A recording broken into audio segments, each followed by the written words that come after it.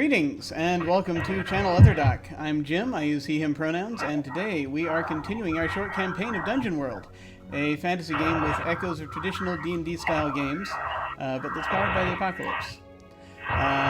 We're going to go ahead and go around and do our various intros, say we're playing, and those delightful things. Let us start again with Brian. Hello. Hi, I'm Brian. I use he, him pronouns, and I'm playing Kestrel the Thief. And now let's go to Anino. Hey guys, I am Anino. I use he, him pronouns as well. I am playing Nevermind, a bard. And Alyssa. Hi, Alyssa, or Gummy Shuriken on Twitter. She, her, and I am playing Dragun, the dwarf cleric. Okay. And finally, Opal. Hello, I am Opal Dragon 98. I use he, him pronouns, and I will be playing Rorik, an Elven Ranger. I see that I am not interacting with chat for some reason. It's not showing me any messages on it, so I'm going to reopen that screen because it is lying to me. I was hearing a bit There's of nothing on my side either. yeah, so. I was hearing a bit of a flutter on audio, so folks, let me know if there's anything weird with the audio balance. If anyone watching or anyone or any of you here who are playing, we will hope all is well. Going to just test the chat again. Nope, it's not coming through. Oh dear, my goodness. Okay, nothing is coming through. Okay. Okay. It's only coming through if I don't pop the window out. So I'm just going to leave it over there and hopefully I'll see it when stuff's happening. Yay! Technical difficulties. These things happen. Well, I normally have the chat on my main PC, but today I'm using it on my laptop. Well, there we are. Well, we don't have Dragun with us today, but we are forging ahead nonetheless, and we will see kind of what we are doing. So, as you may recall, last time we just sort of got started. You were heading through the valley. I actually have a, I didn't. Did I get a chance to set it up? I barely did. Let me go ahead and, let's see. For the sake of what we're doing here, I'm going to just pull us down. I know you can't see what I'm doing right now, but I'm gonna pull us down here, and that'll do for now for a strange little quick little technical weird thingy.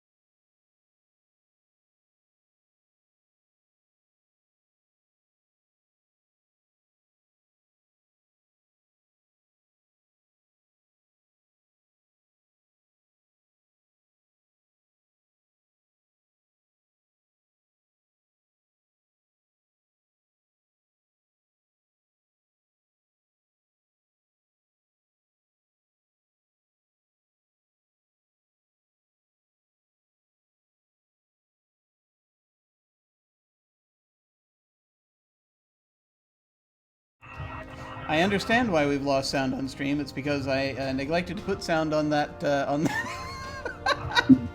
on that other screen.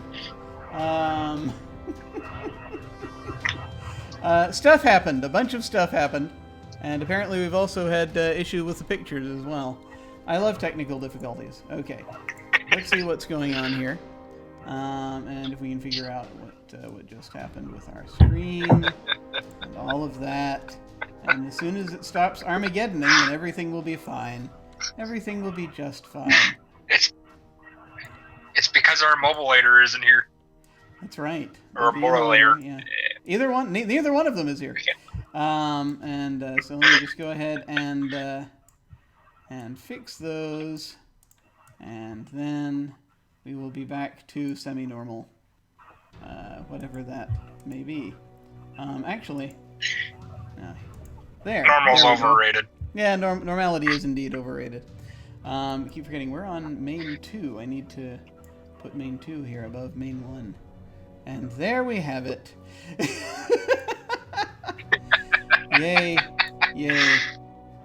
Technology. Technology is glorious, is it not? Here, let me do that.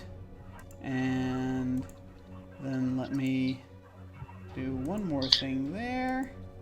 And yes, it's a wondrous thing. Now everyone should be able to hear us. even though we are now minimized into a tiny part on the bottom right of the screen. Reader's Digest version, they were here, they were attacked by fire imps, let's go. That's pretty much how this is gonna happen. So let me see here.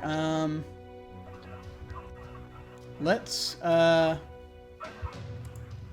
move to, let's start with this and see what it sounds like.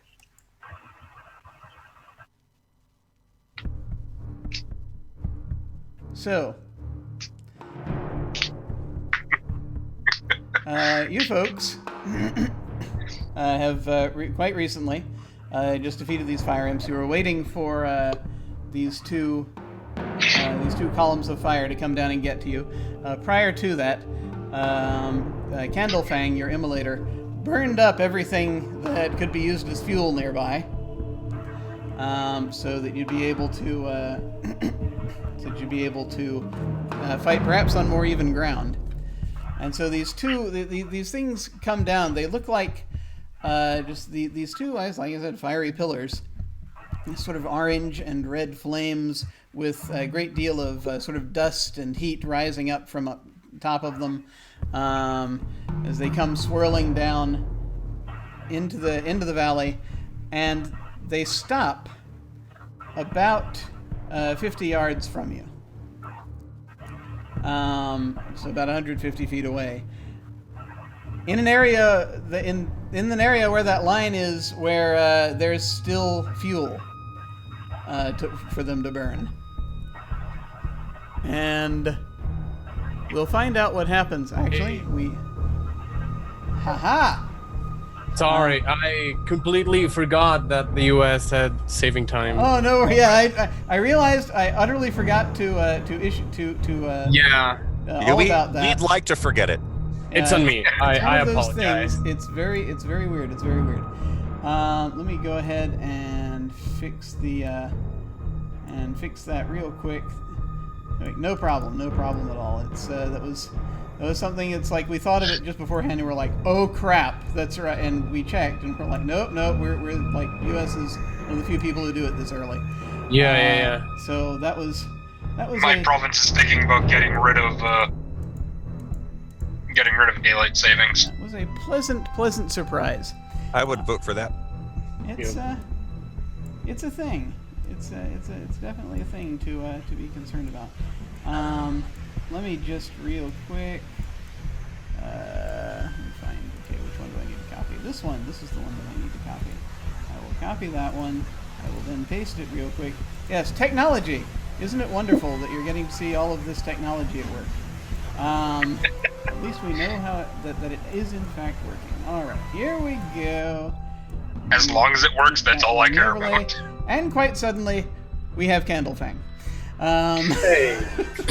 Hi, everybody. Hooray! It's all right. Nothing has actually happened yet, so we're quite good.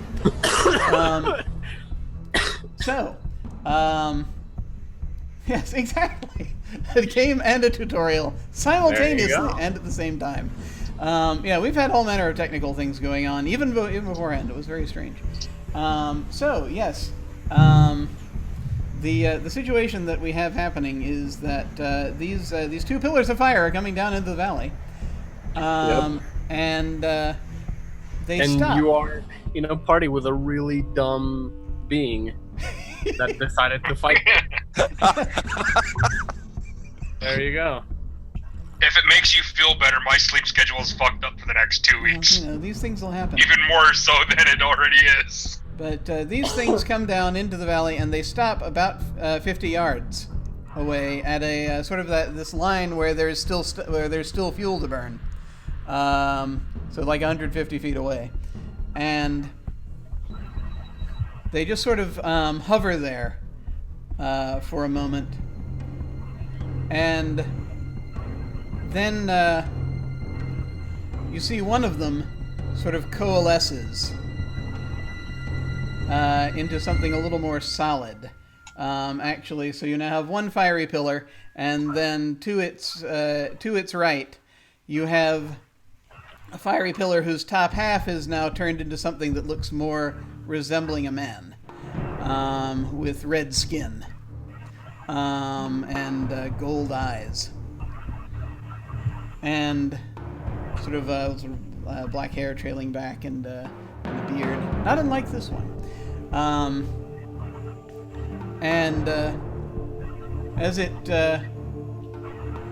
sort of looks down toward you folks, as they are a little elevated since they are it's in a valley, they look down. No, we got And 2 Aninos. yeah, it's double Anino day here at the here on Dungeon World. There we go. All right, I think we. I just happened to glance at chat, so. No, thank you. Much appreciated. Sorry, and I just got an achievement. We put it in there. We put everything. Everything goes. It's all chaos. All chaos. There is no escape. Thankfully, I'm making this up as I go, so we can recover quickly. So one of these creatures, that has taken a more human-looking form, at least halfway up, looks down, and you hear his voice echoing out toward you.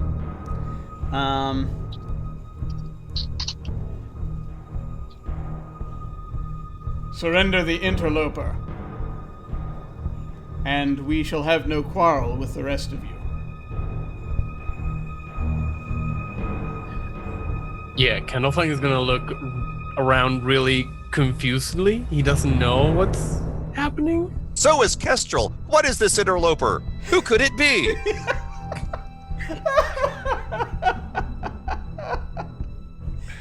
I feel like there should be a move here for this, but this is Dungeon World. I don't think there is for this type of thing. Actually, yeah, the closest thing I can think of is a move that you have that you do automatically. So, yeah.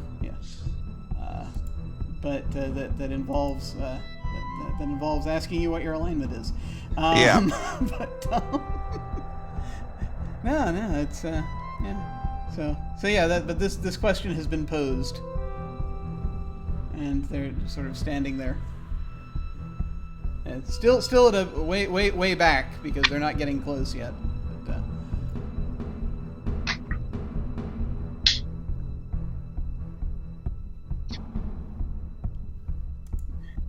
I'm wondering if is there any response, or what are you folks doing?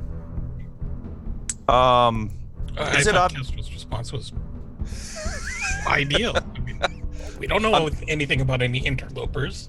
Is it obvious that they can see me, or is there a place that I could conceivably hide? Let me see. If the answer, the answer to this dictates my next move. Most of the cover just got burned away. That's what I thought. Okay, in that case, there are boulders, but they're not near you. They're sort of by the walls of the. Yeah, so no help there. Thing. So yeah. All right. So actually, no. I'll step forward.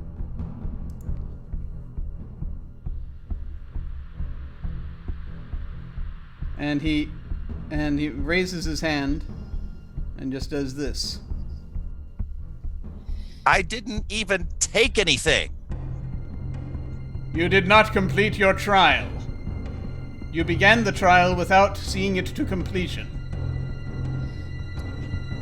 Oh. Well, I had an appointment in the village. Very important. What does the rest of this trial involve?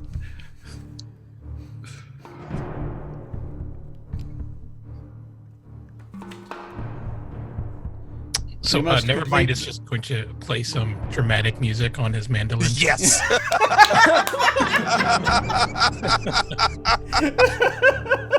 That is appreciated both in and out of character. Yes, thank you.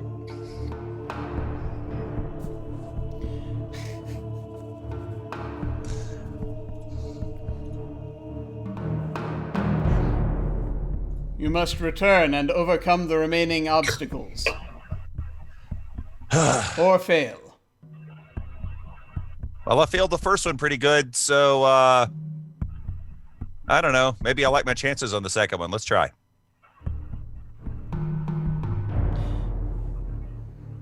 Nods. Very well. You have 2 days to return.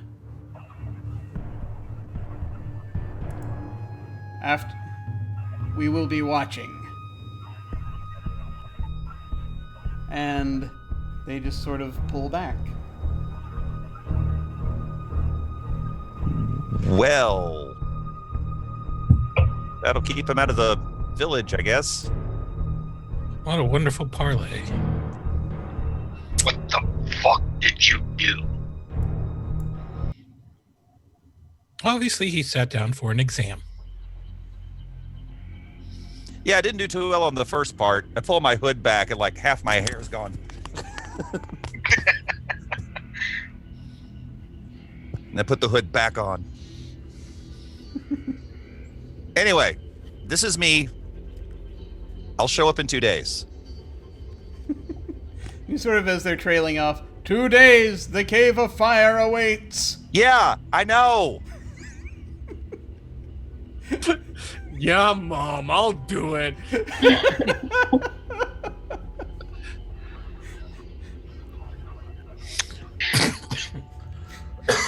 Also, I look towards Candlefang. They didn't say I couldn't bring a friend. They didn't. Sorry, do you have friends? Yeah, Candlefang. We're buds. We go way back. At least 3-4 days.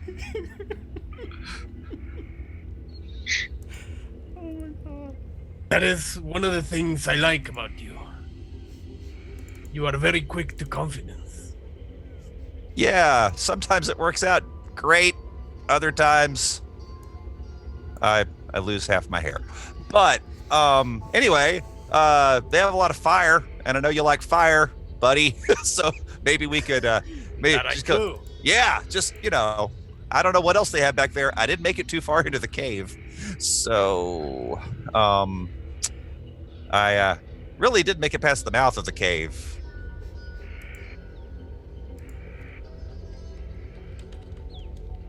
Well, if you need my assistance, it would be. I would greatly appreciate that. But in the meantime, weren't we going to another frighteningly dangerous place? How far is this cave exactly? It's on the oh, actually no, I could it's the cave actually is, in character I could tell you. It's south of the city of Pillars where we're the place we've been foolishly planning to walk into.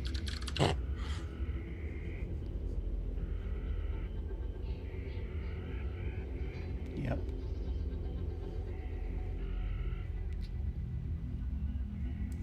So, should we go there first or make our way to the trials? Where is this trial that you are taking?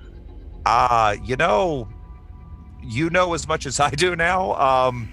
I wasn't aware I'd entered a trial. I just thought I stumbled into the wrong place.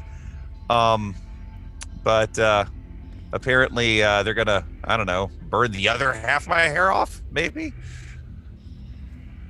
Not if we can have these. Yeah. It's Look, all right. all I know is it looked like they were heading to the village. I wanted to keep them out of the village. I'm not in a hurry to get back to the cave. I think you'd look better without hair anyways. I can A make it little work. more intimidating, no? You have a point. You need all the intimidation you can get. How intimidating can a halfling possibly be? Oh, I think I've seen some really intimidating halflings in my time. You haven't met my mom. You'd be surprised. It would be a really crass joke to be like, I have met his mom.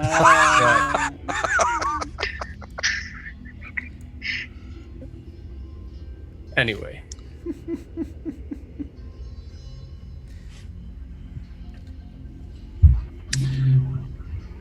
Should we at least try to find some information about this cavern of fire before we waltz on in? That would be wise. Let's head to the town, resupply, and see what we can learn. How far is the cave of fire from our current? Yeah, how long will it take us to get there from here? So the distance across the the map, it's about 42 feet. That looks pretty close. Yeah, that's not very far. No, it's it's actually about. You can cross that in about a day. Okay. And how far Maybe is a it little from less. the City of Pillars if we were to go from there? Yeah. I should point out you can cross that if you have guides. Yeah, in exactly. About a day. Right. It's kind of tricky otherwise doing it by yourself. And City of Pillars, well, City of Pillars probably takes a little bit longer, depending on which way you go, because unless you're going through the Sirocco, in which case, I heartily encourage that. But otherwise, it probably takes closer to like 1 1/3 days. I gotcha. Okay. Day and a third, day and a quarter.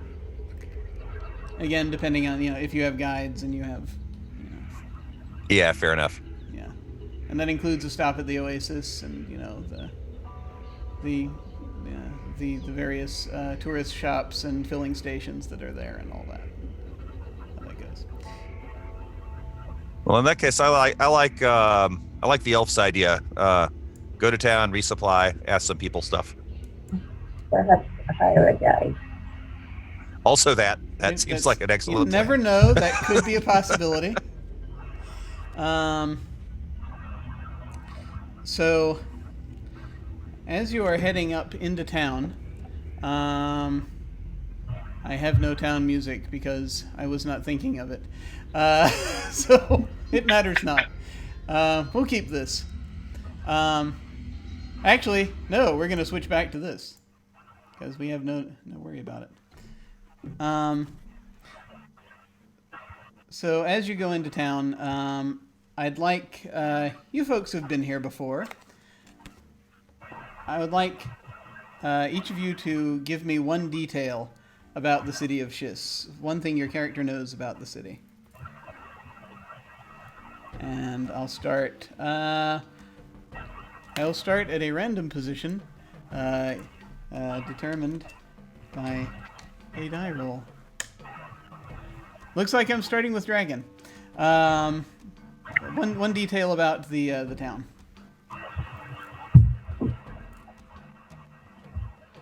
Hi, I was muted.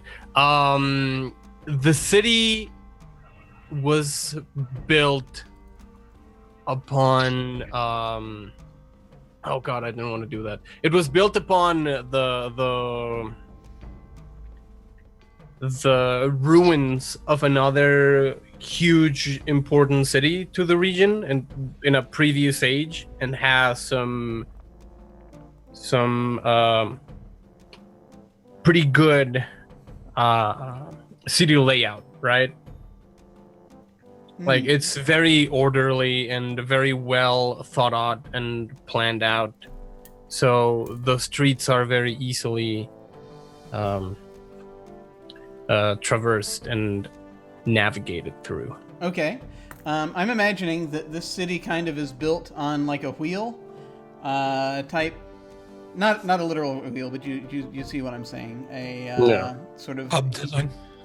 Yeah, you've got like a main sort of outer ring, and as you go in, you've got sort of 4 main districts, sort of main outer street, and that goes through to a sort of a central hub, which has the main square. And a lot of the buildings are crumbling and older, because it's built on the ruins of a previous city. Probably has various catacombs and what have you underneath it. I just drew a quick wheel on the side of the map. Oh yeah, like that, like that. That kind of would sort of represent what we're looking at here. So that kind of thing is basically what we're sort of aiming for. Here, I'll show that briefly, just for anyone who's curious. That what is being talked about.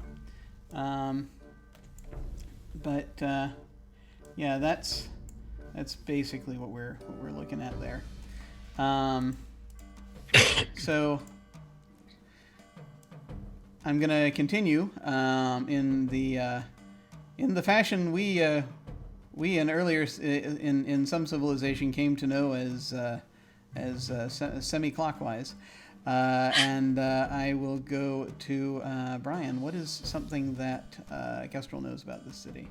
It's home to the 3 towers, which are the tallest things in the town. They are minarets that are. It was one of the things left over from one of the older cities that it's built on top of, but these things have been maintained. So they are very tall, and they have been used for different things over the ages, for religious purposes, for lookouts.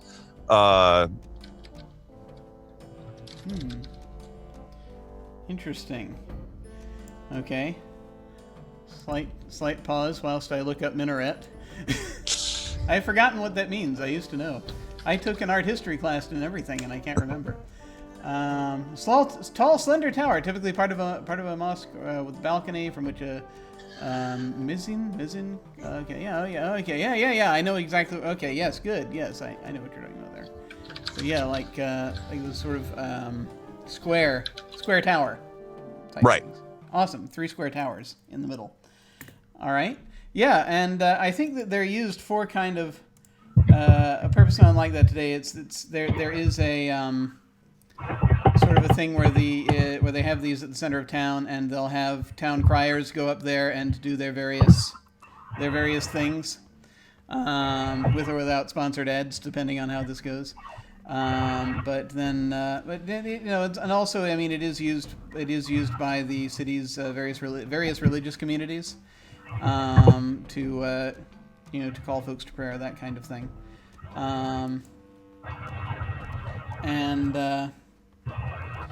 Let's continue around. And Anino, what is a detail that Nevermind knows about this town / city of Shis? There is a small amphitheater just off the center of the town. Excellent. Have you played this amphitheater before? He has. Yeah. How was the crowd that time? The last time you did? So the concert was a nighttime concert, and the stars were all. It was a really clear and open sky, and the crowd was rather into it. Cool, excellent. And I'm going to move on to Alyssa. What's another detail about this city?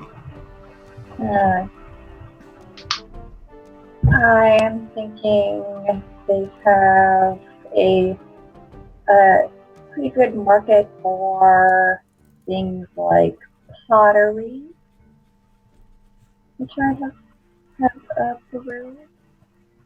Perhaps a blacksmith. I'm having a little trouble hearing you. Can you hear us okay? Yeah, I can hear you guys okay. Okay. You said that they have a market. It's got things like pottery, and did you say something else?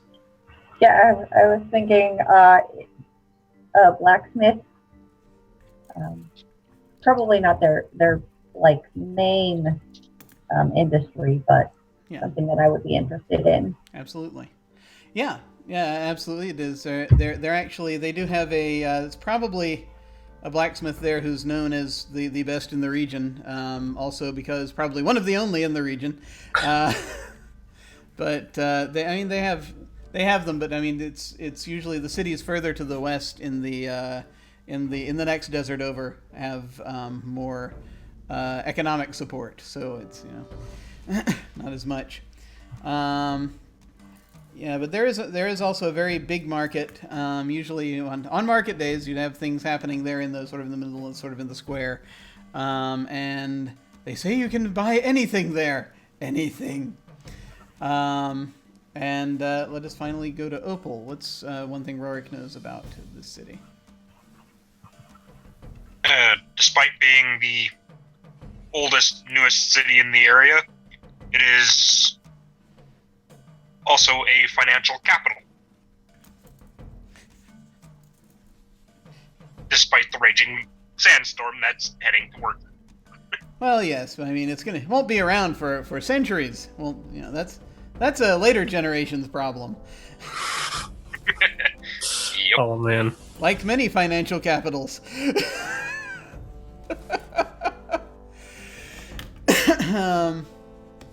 Okay. So I imagine that there is a very powerful sort of bankers guild in this city. That kind of they probably actually run things. I'm thinking here, which is probably one of the reasons why you can buy anything in the market. It's one of the reasons you can use the tower for more than for a multitude of different things. But at the same time, it's there is that effect that it's the right thing. Rightness also, goodness, truth also are things that are essentially commodities there. I would imagine to an extent. So you make your way. You make your way into the city. And it is loud. It is a bit loud. It's a bit noisy, as a lot of these things are. I'm imagining it's right now approximately, say, mid-afternoon, and so you've got a lot going on. And so you come in through the south gate, which I'm imagining. You've got they don't really. So you have someone at the probably the guards have seen you before at this point, so they just sort of wave you through. There's not really, and it's not like there's any sort of massive lockdown per se on people coming in or leaving or all that, but they do keep an eye out for trouble, basically. And if they've talked to you already, it's not a big deal so much. It's more like those that they do stop are usually other strangers. It's like, what is your business here, et cetera, et cetera. Sorry. there's a bard move that triggers upon entering a city. Indeed. Port in a storm. Let's say that Nevermind was here 2 years ago. And I believe you're supposed to tell us how the city has changed since then. All right. So let me just look real quick so I can see. Let me see this real quick here. Where is it?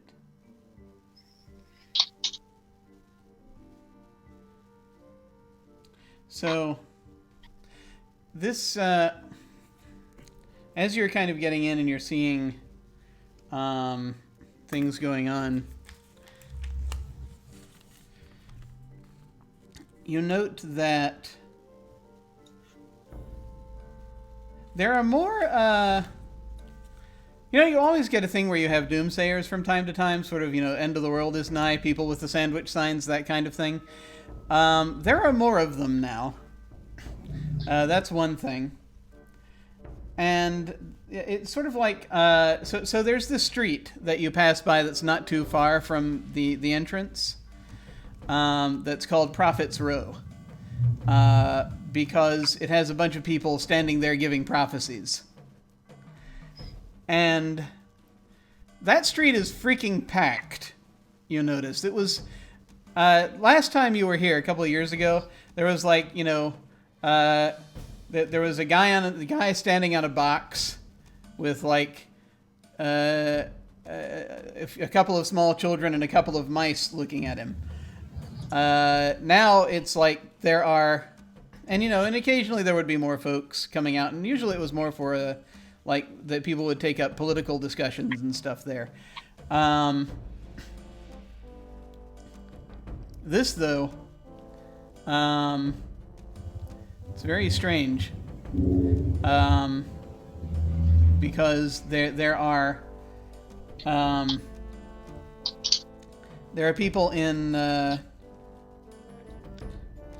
I want to say just sort of these sort of blue and black kind of robes that look like they've got like they've put like white paint in different places on them,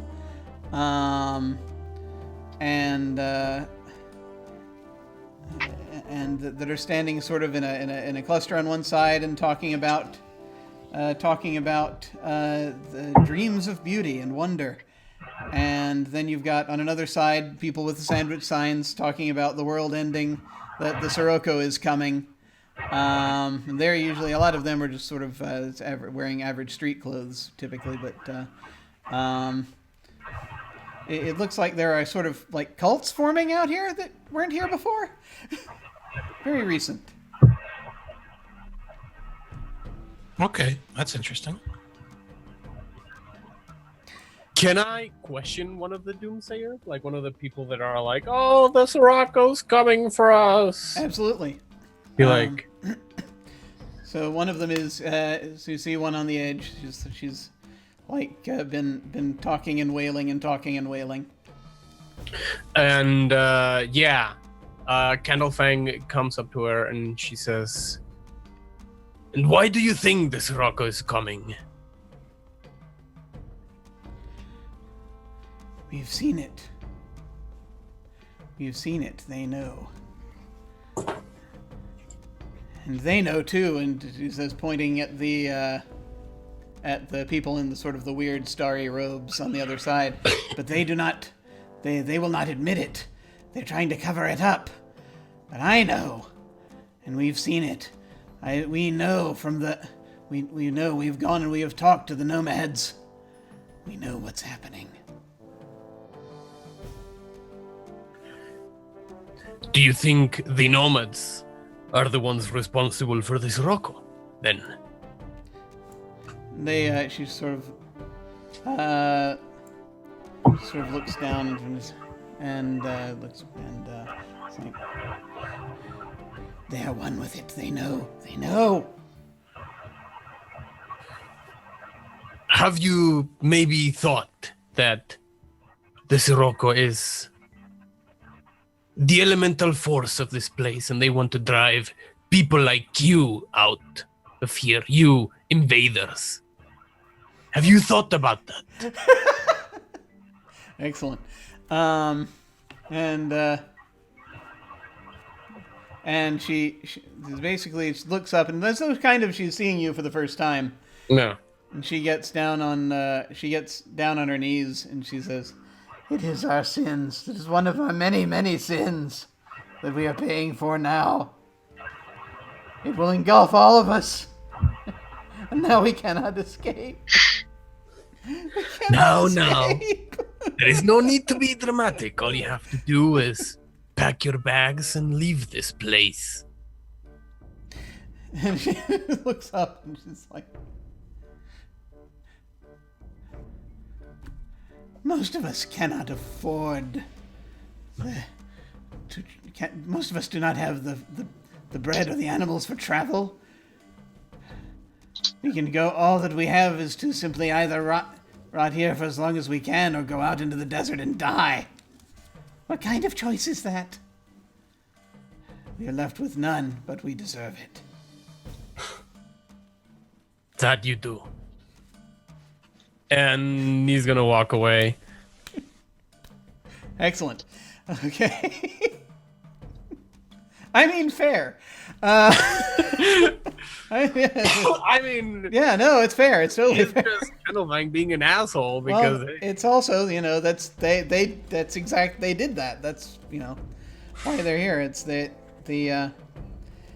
but yeah, what she has also indicated is it seems that the people with who do have means here are it looks like are kind of clutching those means very closely to themselves and not sharing to allow anyone who wants to leave town. about time for me to start spreading the good old communism. You never know. It could crop up anywhere, kids. What is everyone else doing? Rourke is just shaking his head.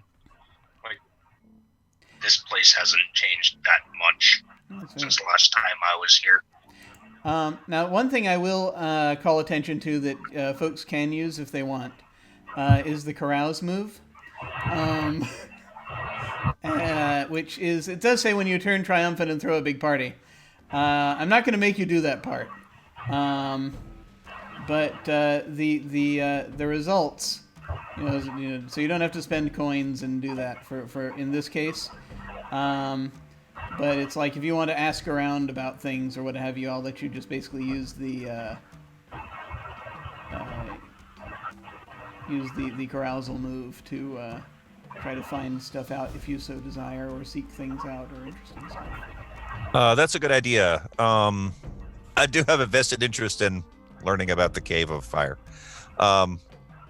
Learning something, more accurate than, ow, guys burned me. Though, that's information.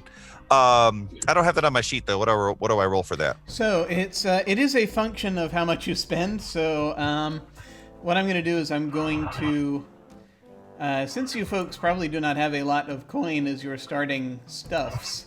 I have 10. Then I will,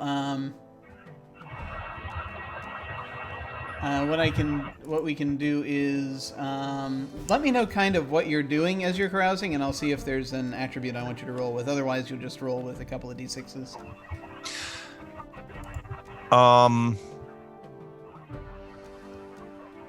Yeah, I'm looking around for people that look likely to know about it, and let's see, what would I be gravitating towards? So you're sort of investigating. I would go with probably rolling with. You'd roll with intelligence if you want. Oh, that's significantly better than charisma. Well, you're looking around for people. That's true. It could be charisma. Let's hope not. But although I could use the XP. How primarily are you looking around? Let me put it that way. Yeah, it's really more wits based than charisma based. I'm literally scanning the crowd, like the way that I would be looking for a mark, but in this case, I'm looking for someone that seems to be knowledgeable about. Let's see, specific subjects I'm looking for would be. I mean, not just really anybody that looks like they would know about the djinn more than anything else. So I have a feeling that you're going more with a gut feeling type thing on this than with necessarily facts. Fair enough. So Yeah. I'd actually say wisdom. So Okay, I can do wisdom. Yeah, basically roll with wisdom if you have that. I got a 7. All right. So, on a 7 to 9, you choose one of the 3 things under the carouse move. Do you have the carouse move? It's not on my sheet. It's not on your sheet, but I will go ahead and let me copy that for you so you can see it. I will post it into the thingy. Awesome. There it is. Okay.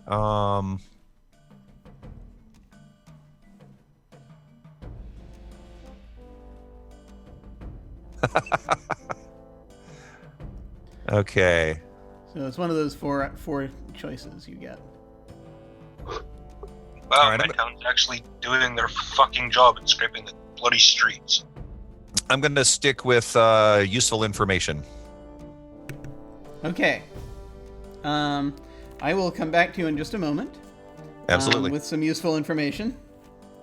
But first, what is there? I just want to get a handle on what everyone else is doing before I plunge in. So, Nevermind is going to make himself look more visible as he moves through the crowd as he carouses. His mandolin will be on display, so it's clear that he's, an entertainer of sorts.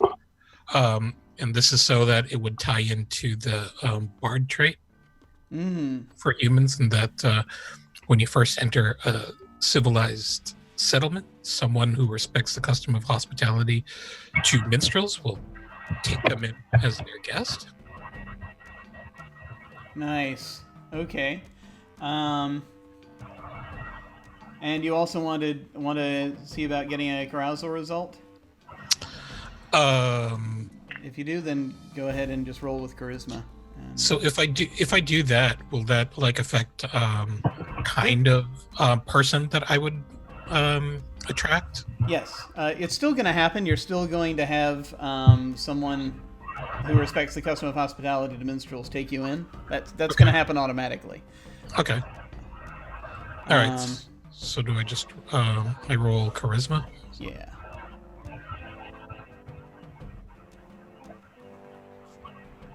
Okay, 9. So you two can get one thing from that list up there. Befriend a useful NPC. Okay, excellent. All right. So that's going to also be going on. And then again, I'll come back with the results in just a moment. I just want to check with everybody else. Druzy, what are you doing? I would like to look around and see if I can find some type of travel agency or some sort of area where guides might be hanging out trying to attract business. Okay, you're gonna look to go. So you're looking to go and find a guide. So instead of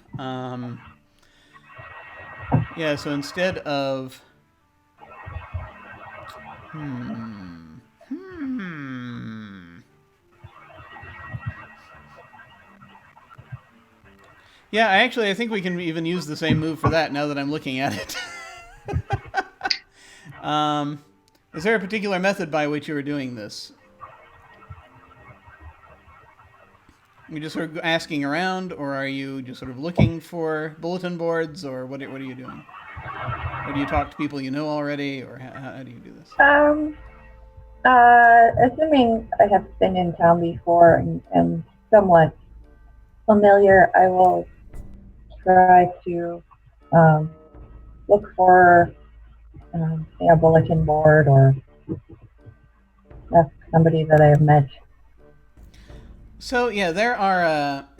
So there's like a hall in the center of town where there is a kind of where they sort of people do job posting type things. You know, people for hire, wanted posters, stuff like that.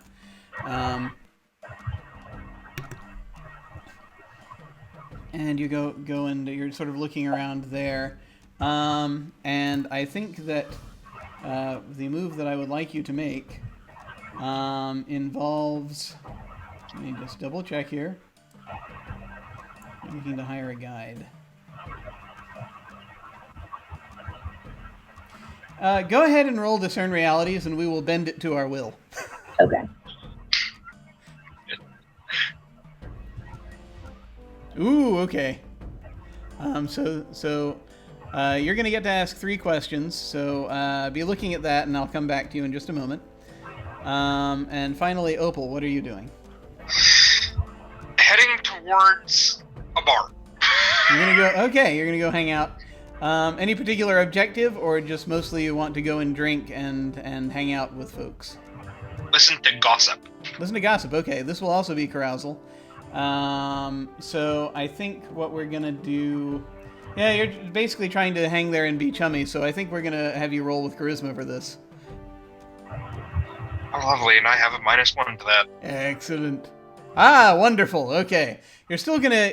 Something's still gonna happen. On a miss, you still choose one of the things from that list above, but things get really out of hand. So I'm going to come back to you, but we're going to spread this around a bit.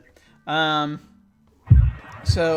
again, Candlefang has had his conversation about the one of the doomsayers. And has a little bit more and so I will come back to you ultimately once, after some of this, but I just want to get through. Yeah. everyone. While everyone is doing useful stuff, I'm bickering with a doomsayer. So, coming back to Kestrel, let's see, what was your result? Your result was... It was you gain useful information. You gain useful information, okay. And that's it. And you again were looking for. Were you looking toward anything specific? Were you? The gin and or the cave of fire. Gotcha. I noticed none of you picked. You are not entangled, ensorcelled, or tricked. So I have to think about that as well. I definitely did not pick. Of course, it's not guaranteed That's that'll what happen Rourke's to you. choosing. Because I was like, okay, we already have someone picking a useful NPC, someone gaining useful information. So the thing, what happens? Useful information. Okay. All right. So the first thing I need to ask you is, Kestrel, are you the type of thief that is up for joining guilds? Oh, definitely. Okay. Have you encountered any of the members of the local thieves guild yet? Yes. I entered actually the same tavern that the elf is currently in. I went in there on an earlier trip to this place. Caught the eye of a human who figured out what I was about pretty quickly and gave me the hand sign that says, "This is my turf." Gotcha. And All I gave him the "I'm not here to cause any trouble" response. Okay. So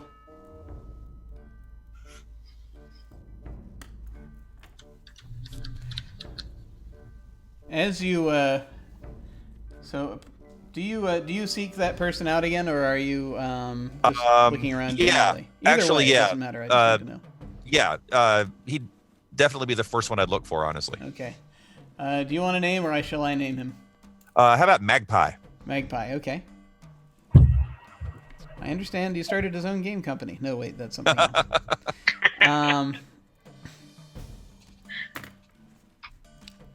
It's more of a call sign than anything. Could be. So you find Magpie seated in his perch, which is it's actually this window above the in a sort of a little hangout area above the tavern. It's part of the tavern, but it's like the second floor to the tavern. Little sort of it's not really a balcony per se, but he's sort of hanging out by hangs out by a window. Keeps lookout. Sees you coming. You look up and you see that he's in the window, and he sort of nods and just sort of does that.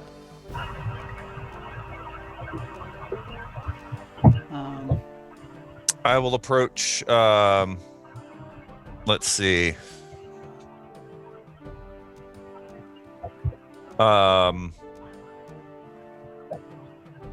Needs some sort of useful offering. Okay, got it.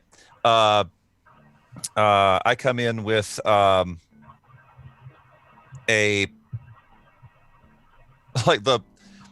didn't actually get anything from the Cave of Fire. I wasn't lying, but I did pick up a couple of useful things from that caravan I was following. So, from the outside, it looks like maybe we're just shaking hands. But I slip him a necklace. It's silver, no pendant on it, just a chain. Okay.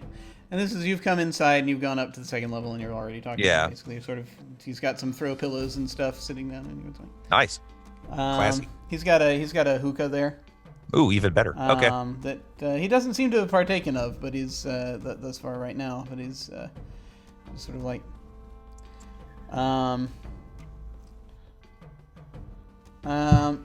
So what is it that you're? Oh, very good.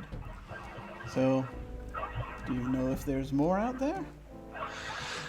Yeah, I had a run-in with some guardians of this cave. You heard the stories about the cave? Oh, there are many caves. Are we talking? Yeah, this is the one with the djinn, or the a whole bunch of them. Do not tell me you went into the Cave of Fire. I went into the cave of I can't state that I went into the Cave of Fire. Yes, but you tried to get past the guardian of the Cave of Fire. Yeah, it turns out when you can just generate fire from your hands, you can dispel shadows pretty quickly. So they found me, set me on fire. And now they want me back in a couple of days to finish the trial. I don't know what that means. I was hoping maybe you did, or point me towards someone who does. I cannot remember. Have you heard me talk about a fella named Ott? Not that I recall. Well, there's a reason. It's because he's not around anymore. He also went into the Cave of Fire, and he did not make it, but I found out that from those with him that he did start the process of the trials because he went in, or because he engaged the elemental. Magpie pauses for a moment, looks into the camera, and says, "Thank you very much for the subscription. Much appreciated." Thank you. Then he returns to himself. Thank you, Mad Rogue. I appreciate it very much. And Gotta love it when NPCs break the fourth wall. sometimes they have to. They have no choice. It's just they feel that. Well, it's the Thieves Guild. He kind of knows what's going on. And so he says, "What do you? So, first off, how in the hell did you get away?" Well, I'm fast. That's all I can tell you. And this time, really, really lucky. Sounds like it. Did any of them come after you? Not immediately. They found us just outside of town earlier today. That's when I got the "you must finish the challenge" part. Right. That's how they operate sometimes. Yeah. They have this. Okay.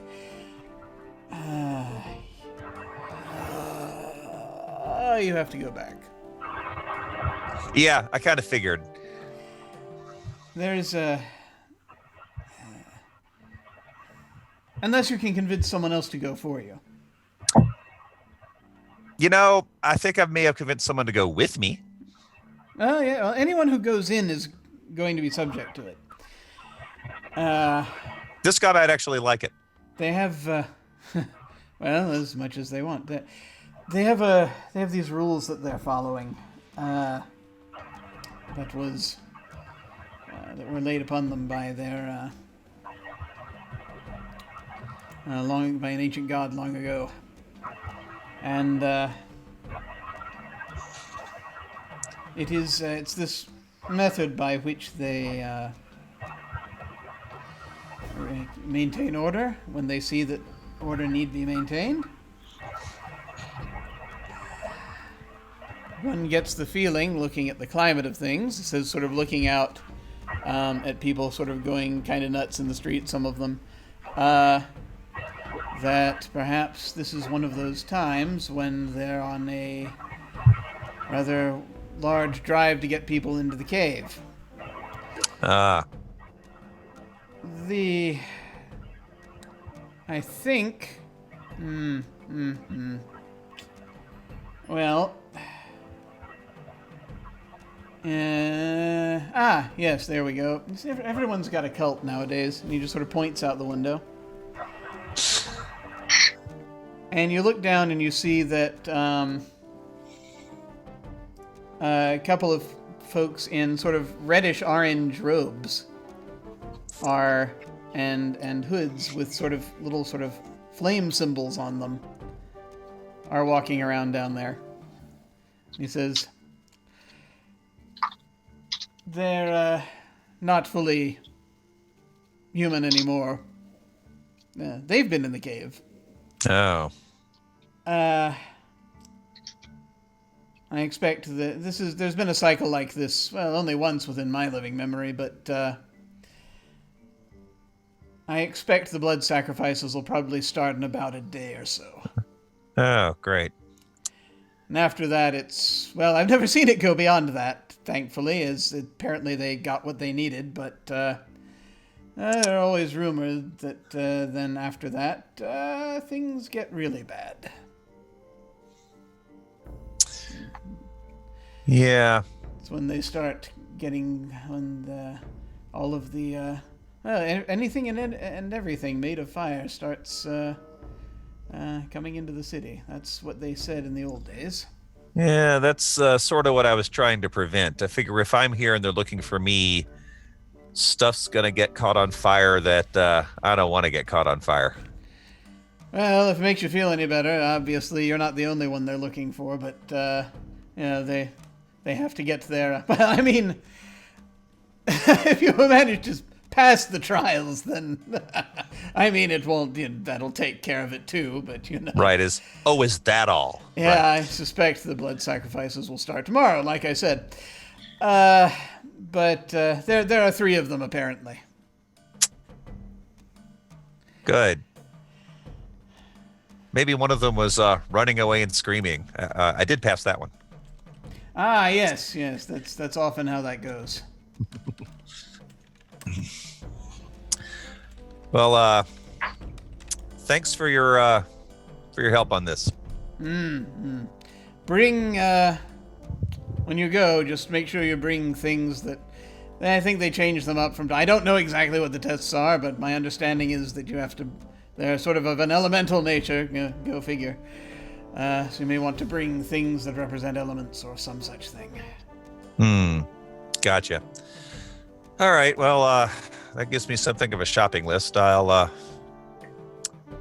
like to say I'll see you later, but seems 50-50 at this point. Mm-hmm. Well, good luck to you.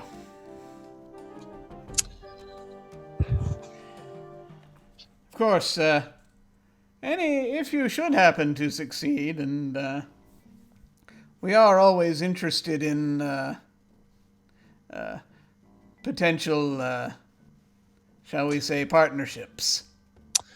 If that happens, this is probably the next place I'll be, so we'll talk.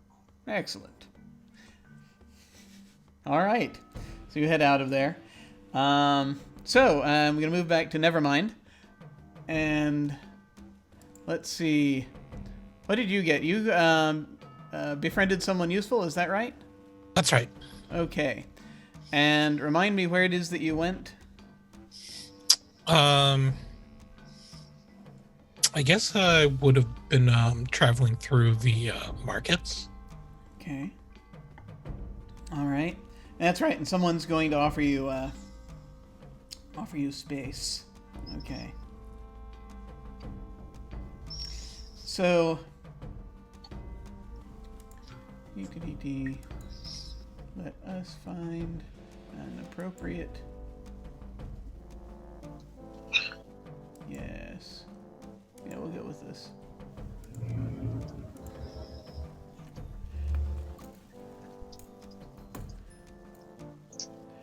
So,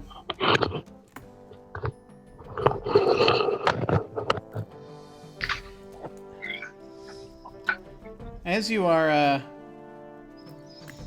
sort of coming out, going out through, and sort of going through the market area, you see someone who is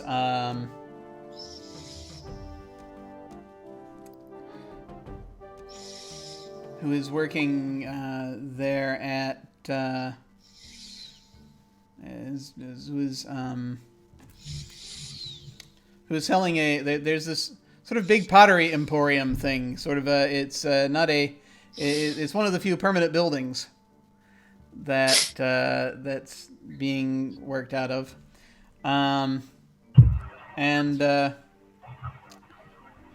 it's also one of the busiest of the stores that are out here, the lady who is standing at front, she looks like she's a bit older woman. She looks like she's probably the owner.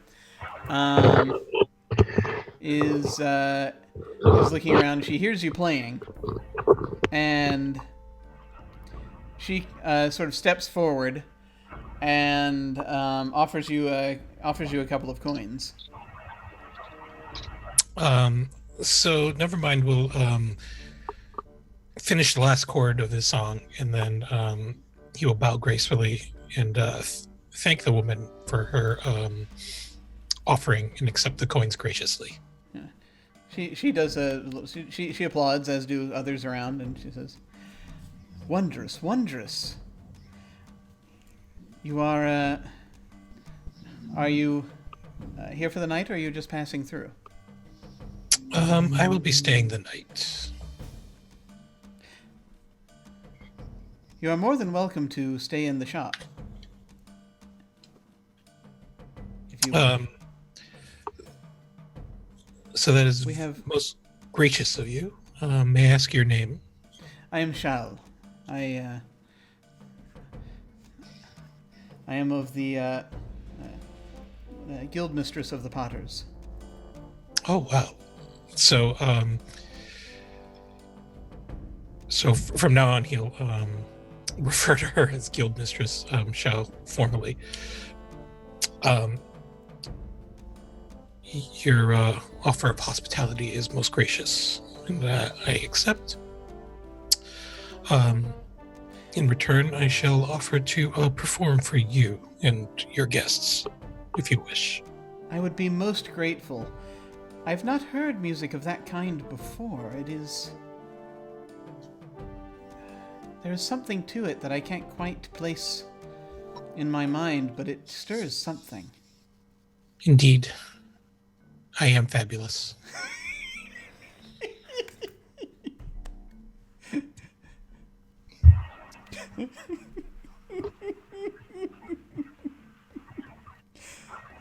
Yay. He'll state it matter-of-factly. Oh, of course. Well, we are, there is a thing that is happening this evening, in fact. We are sponsoring some entertainments in the amphitheater this evening. We could certainly get you on the list if you would like to perform. I remember this amphitheater. It was a most lovely venue, and one certainly worthy of my prodigious talents. What time shall I be there to perform? We'll be starting about half an hour after nightfall. Very well. I shall prepare 3 songs for you. I'm most grateful. Thank you so much. So do be a bit wary of the dream singers, she says as she starts to turn and she realizes the customer is trying to get her attention. He'll tilt his head at the mention of dream singers, and he's going to attempt to. Can I attempt to use spout lore? Ah, yes. So you were consulting. So yeah, yep. Go ahead and actually get back here so I can see what you're rolling. Excellent. All right. So I must tell you something interesting. It is on you to make it useful. So you've heard the term before, you think. Or at least something. It's connected, you think, to the actually to the City of Pillars. Sometimes when those few who have returned, when they relate what they have encountered as a positive change to them personally, they do it in song.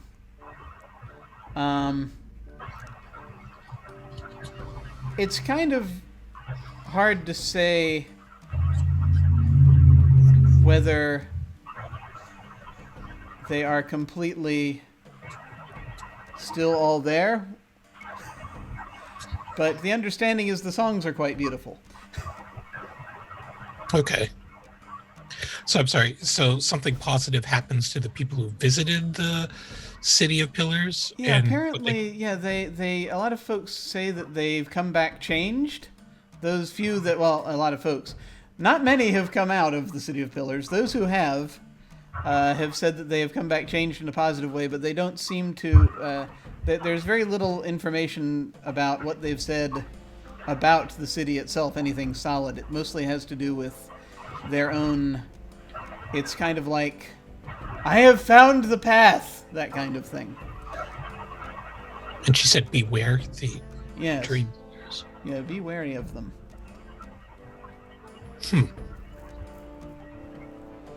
Good to know.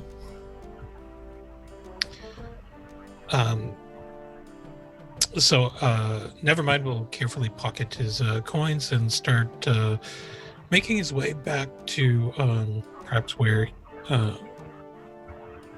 Druzy might have gone off to. Okay. And he'll consider the idea of dream singers. I will now move briefly. I just want to, if folks are all right with it, I just want to go a little bit longer before we break. Is that okay? I just want to That's get fine in with me. a couple more things here. So for Druzy, you were trying to hire a guide, yes? Yes. Okay. So you have 3 questions as you're looking for a guide. I believe you're going to be successful, but you have 3 questions that you can ask from that list. Right. So for starters, let's go with what here is useful or valuable to me. Okay. So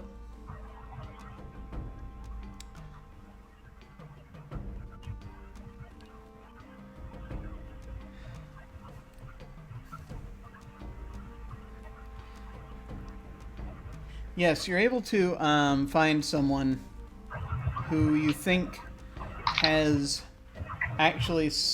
Well, for one thing, you actually there is a. Yes. Let me actually pull that document up so that I will have it in front of me, and therefore be able to. There it is. Okay. Come on. Come on. Reopen. There we go. Come on. Just reopening the City of Pillars document here real quick. Which is on 16. There we go. Okay. There was a name on here that I had forgotten. So there is a temple to a small temple to Hamiya here, and you actually are able to find out pretty quickly that there is someone amongst the recent. Someone has been. They maintain kind of a sort of a little halfway house type deal, and someone who's been staying there is apparently herding buffalo across the plains, according to what this sounds like. What is someone's like hammering a bunch of things? Anyway, It's someone's clicky keyboard. oh, okay. I was like, what the? Someone moving shelves? I don't know what's going on. No worries. Anyway, no. But yeah, you're able to find that there is a. Yeah, you're able to find that basically someone in sort of a halfway house there, and that one of them is kind of sort of coming across. You hear that one of them is a guide, basically, and that might be able to help out for a relatively low cost, as they seem to be undergoing difficult times. And as you sort of go over there and you talk to them, let's see, this will be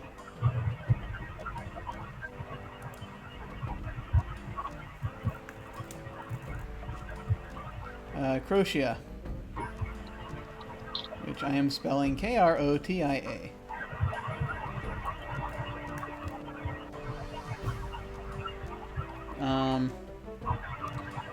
Crotia is kind of diminutive, and she has dark hair and is wearing a very sort of what looks like it was actually once a very fine desert robe, but it's that's not actually.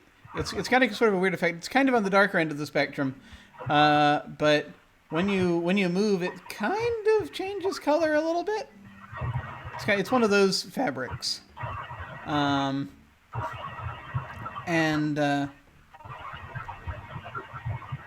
so you see, basically, she's quietly. She's got like they've given her a crust of bread that she's eating. So that's your first question answered. You have two more questions, but we can intersperse it with RP if you so desire. All right, so I will go and talk to her.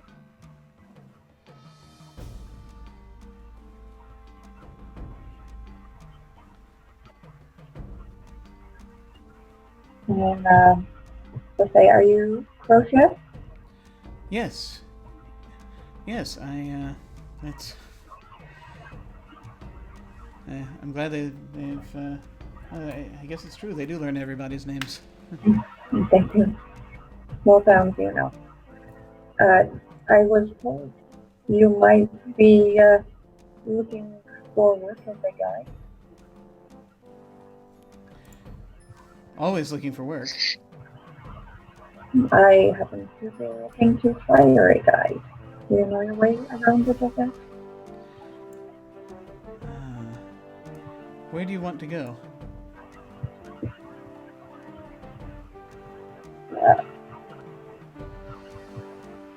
I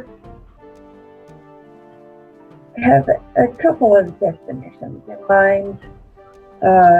I need to investigate the City of Pillars, and then there is a cave south of there. One of my party members has some unfinished business. She actually seems to know what she knows what you're talking about the moment you start talking about it. She's like, Cave of Fire? That is the one. Those are both very dangerous places. Why do you want to go there?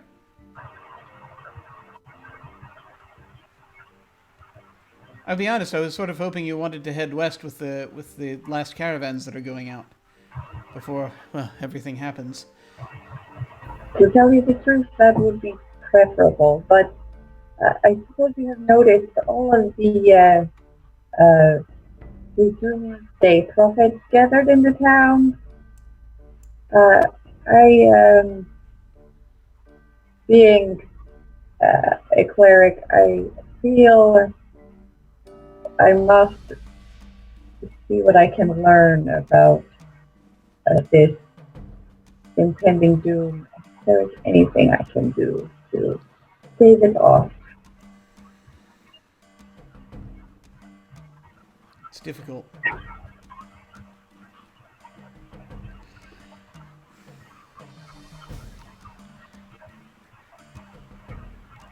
It is...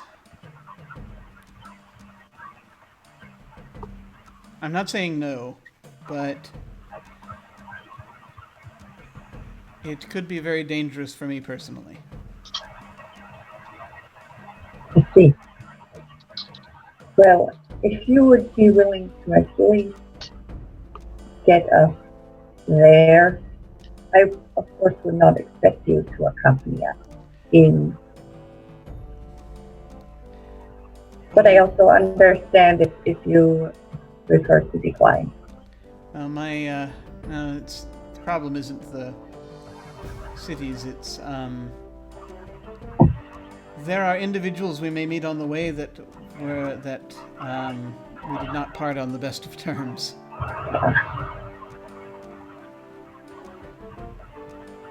As I said, no obligation. I will not take offense if you prefer not to take such a risk. She sort of sits back. She's like,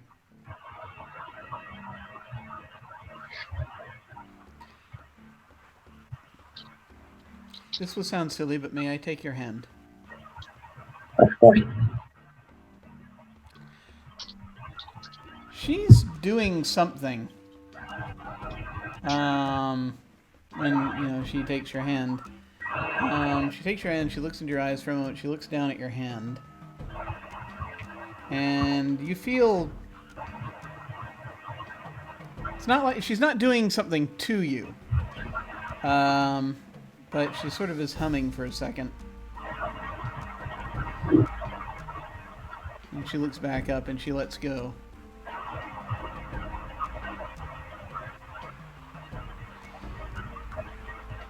You're going to try to stop what's going on.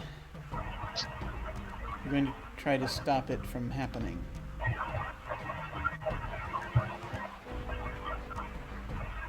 You realize you and anyone you're bringing along could very easily be killed when you go to try to do this. I do. But so how may I? It's my duty and my honor to protect everyone here. Well, if it's for Ami, I suppose I owe them that much. Oh, all right. I'll show you the way. But it's at least worth a try to see if we can Stop the world from ending. It's always a good idea. This part of it, anyway.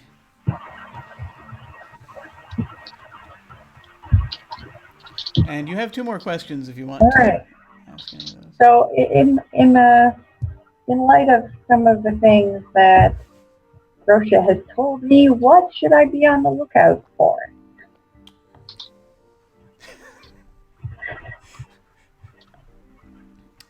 You get the sense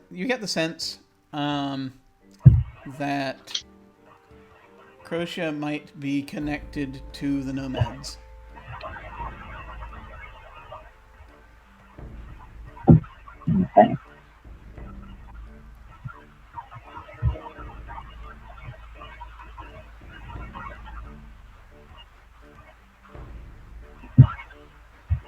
And then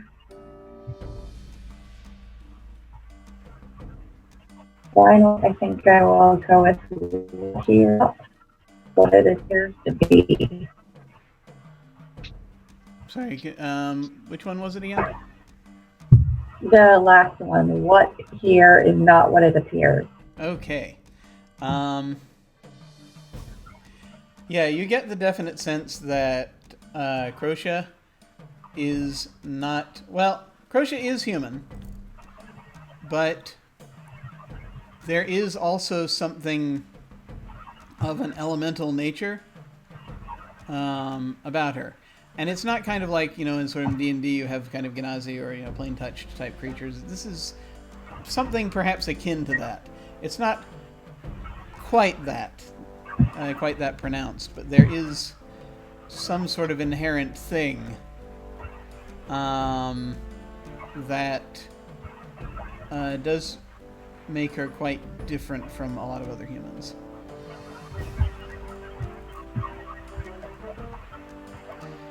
And I'm going to briefly now, we're going to head over to Rorik, who is in the tavern. Now, when you went into the tavern, you were also carousing. You also, by the way, you rolled a 6, so you get an XP. And do you still see the carousal list? You get one. Choose one thing on that list that happens. You're not entangled, enscrolled, or tricked. Okay, so you're not entangled, ensorcelled, or tricked. So you head into the tavern, and there is, as you go in and you begin just sort of drinking and sort of chatting with folks,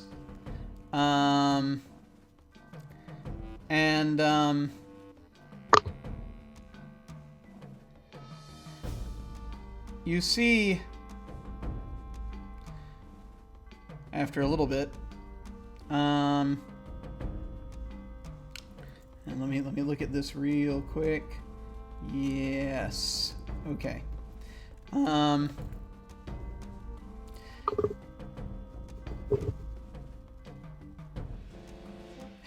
You see some of these, a couple of folks in red robes, sort of come into the tavern, and the owner immediately goes up to the front and starts kind of just saying, telling them to get out, as this is going on, and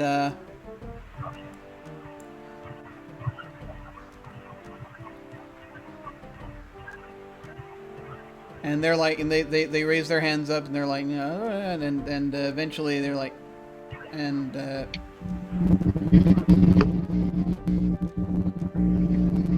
he eventually asks them for their weapons, which he did not do with anybody else.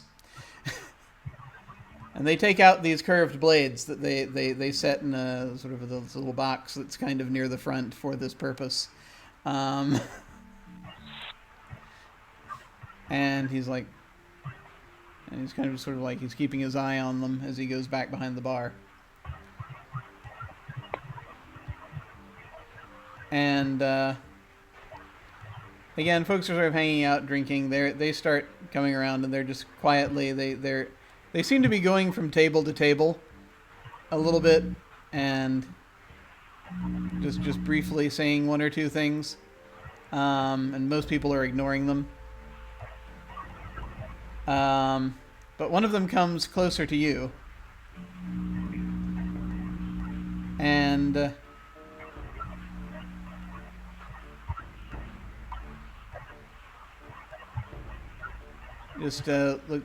looks up and says,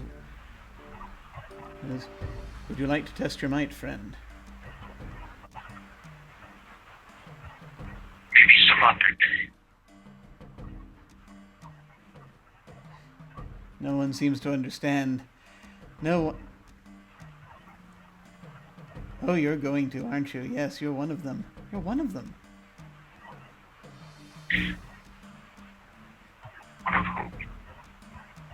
He's one of them. Hey, he's one of them. He's one of them. And the other one comes up.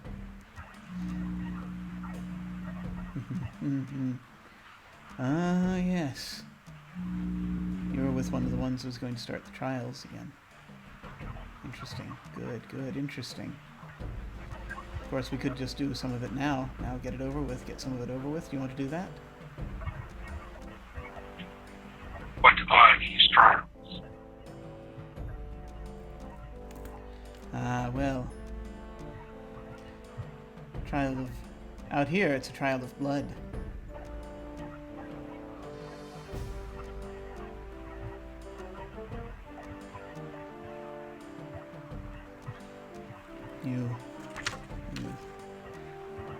You're looking for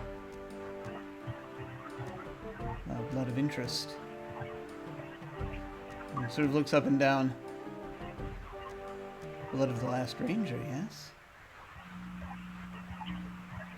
And when he smiles, you see that his teeth have, not a couple of them, but you know, his teeth have been sort of sharpened.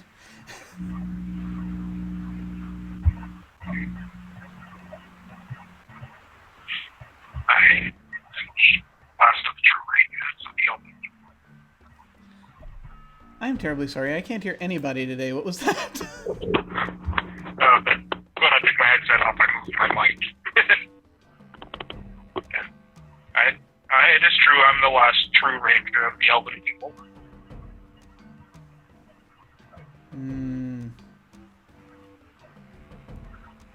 Yeah, worth quite a lot, this one. Yes. You sure you don't want to come? No, I unfortunately have my own duties to attend to. You'll come. They sort of back away creepily.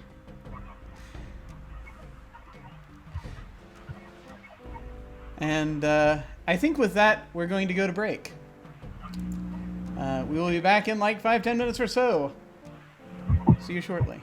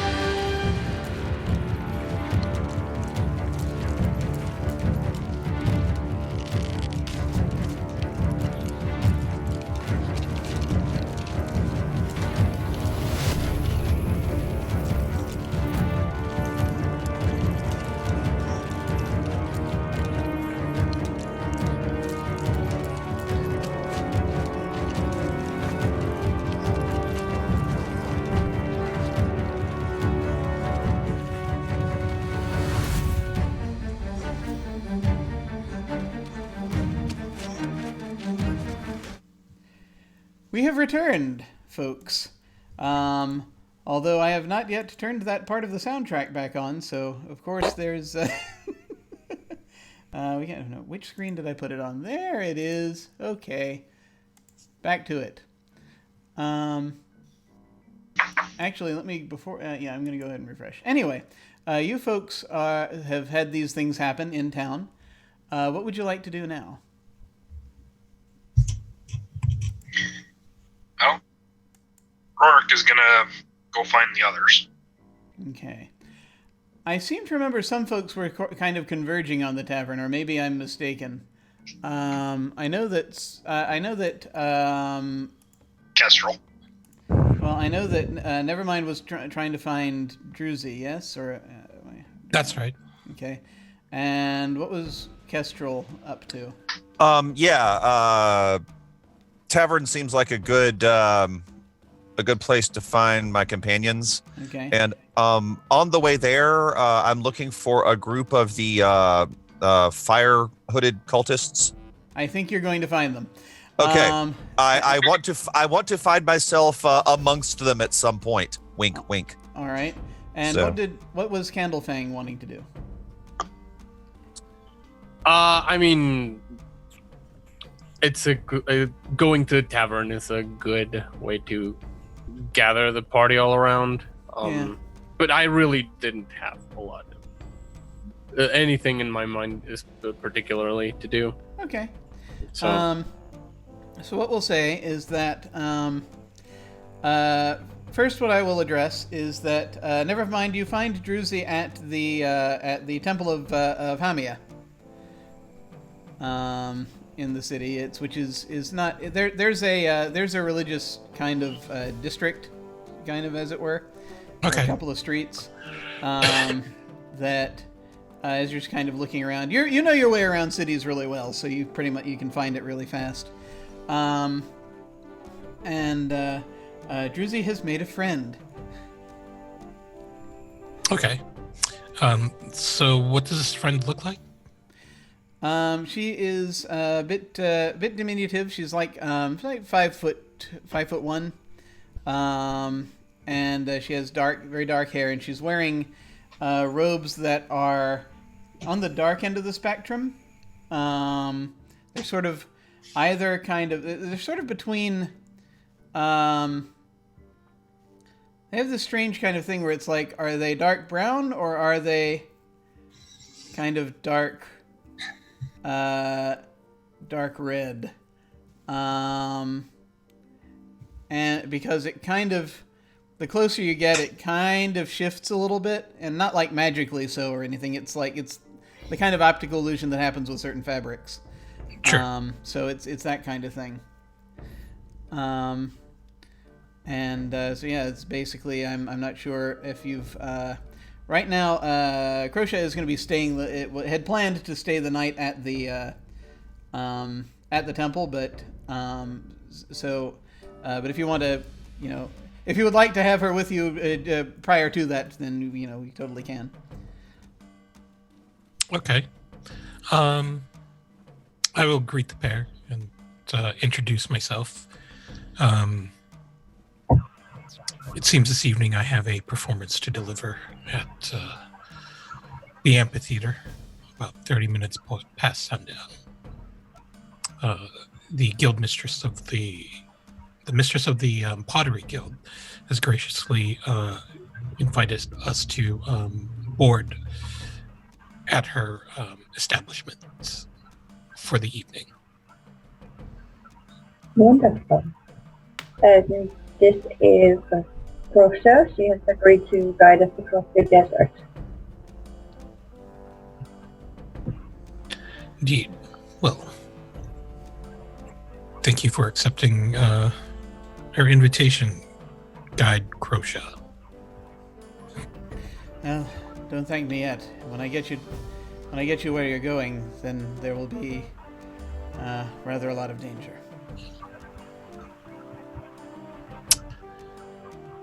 That's how adventurers roll, it seems.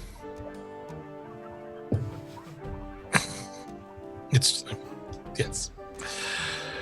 But shall we rendezvous with the others? So, do the two of you, do you leave Crochet here, or do you take her with you? I would say we take her with us, just because perhaps she can give us any sort of insight into anything that might otherwise not be noticed by us as we're passing through the city. Okay, sure, no problem. So the rest of you, so everyone makes their way to the tavern. I think that Candlefang and Kestrel will probably get there first. So. Oh, I thought Kestrel was already there. Well, Kestrel was head. Well, yeah, no, wait, you're right. Kestrel is already. Kestrel's on the second floor. For some reason, my brain thought it was a different tavern, but then I'm like, no, wait, same tavern. So yes, so Kestrel, you come down to the first floor, and you actually see the tail end of this altercation with that Rorik, if you call it an altercation, has with a couple of these cultists that have come into the building. As they're sort of backing off, smiling creepily. With the elf reaching towards the hilt of his short sword. Yeah. Well, I'm just coming over to hang out with my buddy the Ranger, and I'm so clumsy. Sorry about that. I didn't mean to bump into you, either of you, both of you, several times. Are you attempting to like pick their pockets or? Yeah, this is tricks of the trade roll, I think. So, and the reason I'm doing this, not just because I steal stuff, but these are, if I'm remembering right, these are guys that have been pointed out to me that have been in the cave, right? Yes, they have. Okay, so maybe they have something useful that I want to take with me. So I'm trying for that kind of stuff. Okay. 9. All right. You do it, but the GM will offer you 2 options between suspicion, danger, or cost. Okay. So I think for right now, what I will offer you is either you do this a lot, so and their attention is rather focused on someone else right now. So I'm gonna give you options between suspicion and cost. Okay, so and suspicion in this case would be they suspect that I have done this. Suspicion is that they're going to know that you're here, and they're going to know who you are. Okay. Cost would mean that you get something, but it will be costly in some fashion later. I like that one. Excellent. Good, I like how you borrow good. Credit. Yeah. This is before they have picked their weapons back up. Or actually maybe as they're picking their weapons back up. Yeah, and I mean I don't know these guys. I don't know where they keep stuff, but like normally I'd be looking for something of value. This time I'm looking for something of the elements, as it were. Yes.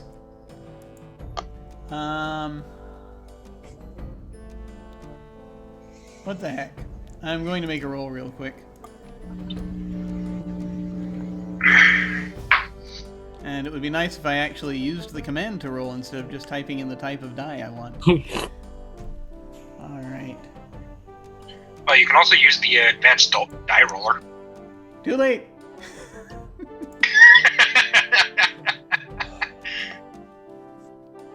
Alright. Interesting. Okay.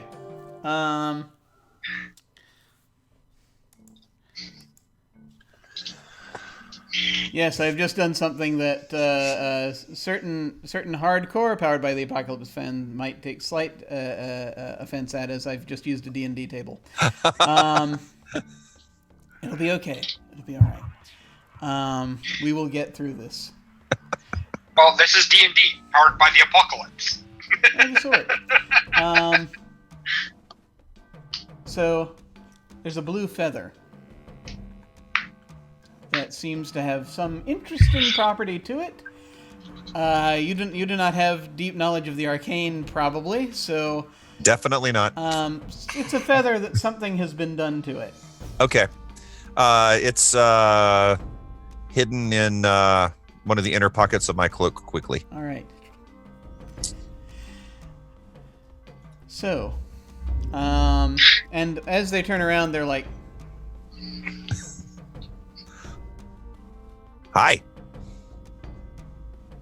"Hello, Kestrel. You're looming. We're looking forward to seeing you again soon." Oh, I'm sure you are. You have to, get in line. I'm getting a lot of that these days.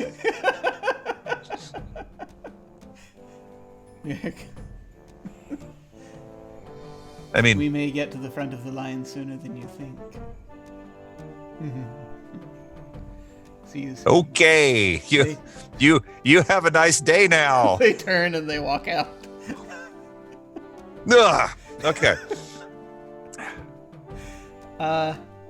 Candlefang is coming up, seeing these two red-robed people just kind of like talking to someone and moving out of the door of the tavern that you then realize is Kestrel.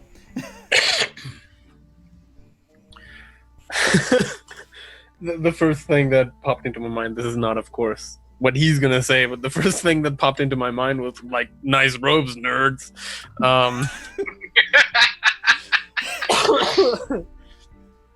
But no. They wear their fandom on their sleeves and Yeah. around their heads and shoulders and everywhere else on their bodies. But yeah. He goes to God, I forget the names. He goes to Kestrel and he says, were those men bothering you? Yes. Do you want to kill them? Not right now.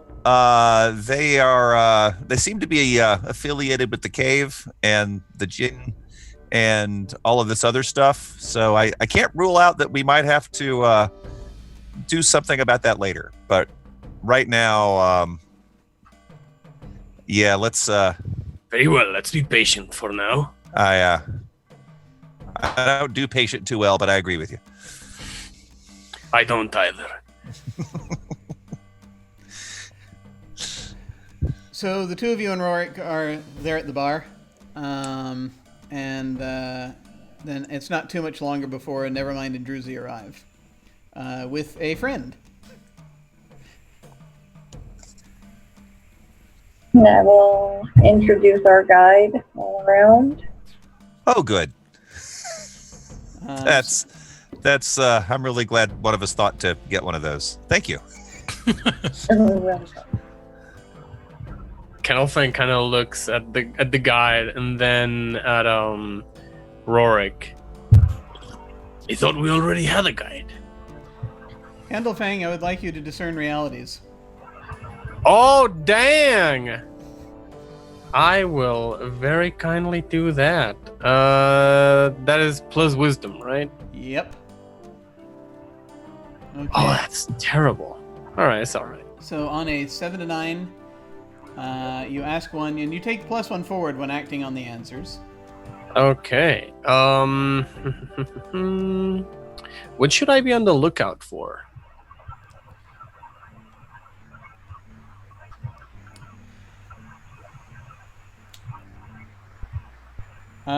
She dresses like the nomads. She looks like one of the nomads, but she is in the city, which means that either this is not a nomad or this is an exiled nomad. In which case, and again speaking specifically of the nomad camps that are the sort of the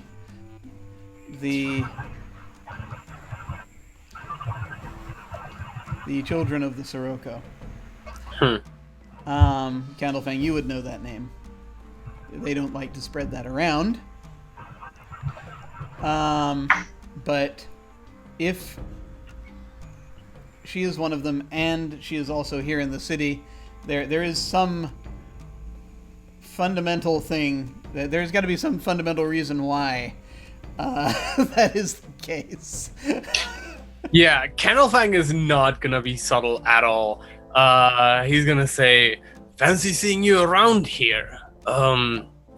Given your nomadic garments." She looks and she says, "It's what I have." You in exile?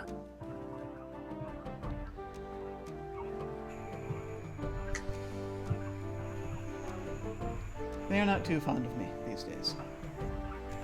Well, they're not too fond of many people. This is true.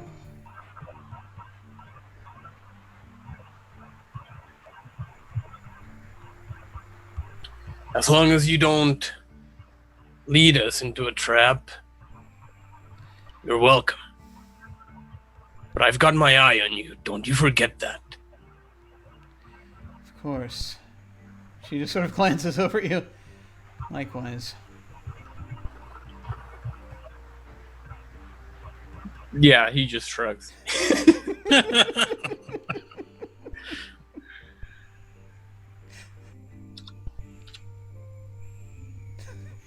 Meanwhile, a hawk flies in and lands on the ranger's shoulder.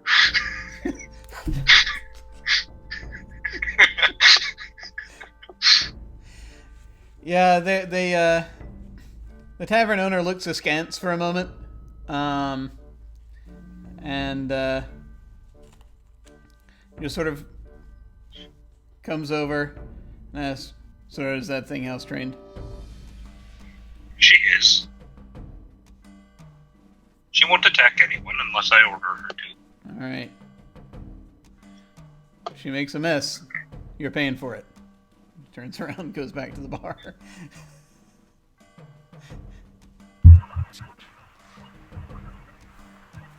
Meanwhile, Aja just preens her feathers.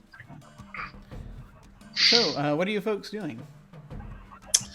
So Nevermind's going to notice that the hawk had arrived, and he'll be struck by some inspiration. So he'll be plucking a few chords on his mandolin as he prepares for the performance tonight. You'll see him start casually changing his clothes and putting on a lot of bangly stuff, like really fancy jeweled looking belt that's Nice. not really worth anything. He'll start adorning his mandolin with veils. He'll also put on a veil or a couple of veils and strategically place them around so that his midriff is bare, and he'll be totally ready for tonight. Nice. Excellent. So yeah, that is going on. What's everyone else doing? Or let me put it to you this way: does anyone want to do anything else before, like, the concert happens tonight? Kestrel's good. Cool. Yeah, Kennelfang's good also. So is Rourke. Rourke has no clothes to change into, so Sorry, that's a secondary adventure. just distracted myself a wee bit. There we go. Okay, good. All right. So Very generic map. time progresses as you folks hang out at the tavern for a bit, sort of figuring stuff out. You talk to Crocia a bit about tomorrow. Crocia lets you know that you have two choices for your route around the Sirocco. The northern route takes longer but is safer. The southern route is quicker, but more dangerous. And so you can kind of make a decision based on that. Yeah. Yeah, basically. And which did you want to hit first? Did you want to hit the city or the cave first? I think we should probably hit the cave first. If you want to hit the cave first, you actually probably want to go the southern route. That's going to be the fastest to get there. But Yeah, it sounds like if we're going to hit it by the 2-day deadline, we kind of have to do the cave first, even though Kestrel was all for putting as much time between now and when we go as possible. But don't you want to come to the cave? yeah, It's the like most no, not wonderful really. But place. more to the point, I don't want to find out what the Jinn do to me if I don't show up. So That's fair. That's fair. yeah, As folks can see, that we've had an upgrade on the map. Thanks very much to thanks very much, Yes. Dragon. Much Another appreciated. upgrade will be coming. I just need to finish it. Thanks very much.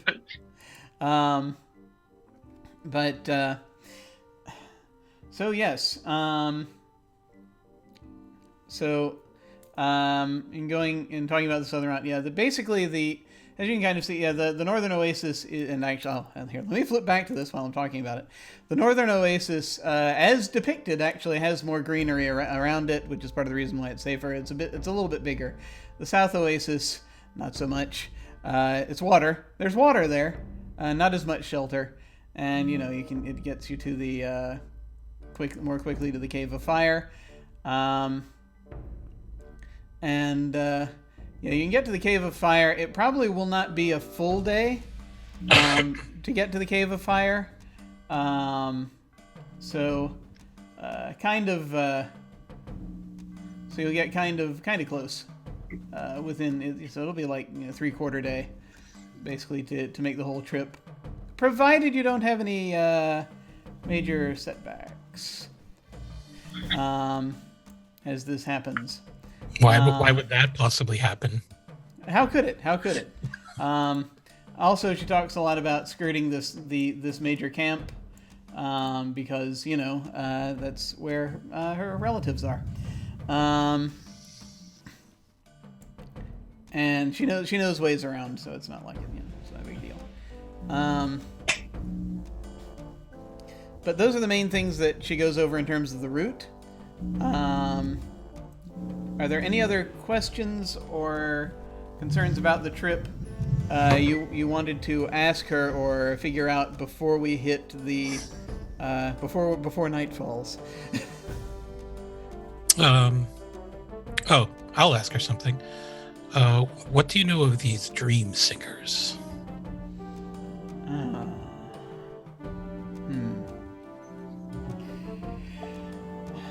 They're not entirely what they appear to be. They seek to lure people to the city of pillars.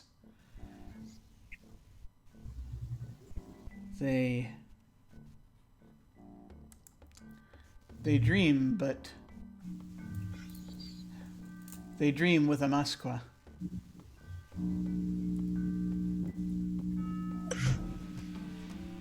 Whoops, sorry, didn't mean to do that. Oh, no worries.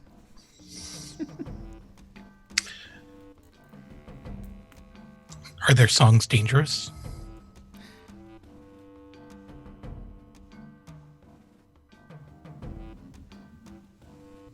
Sometimes. Interesting.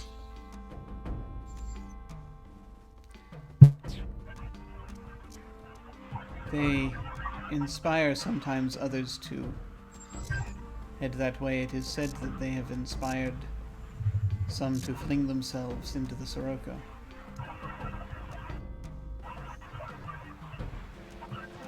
Well, aren't they an entertaining troupe?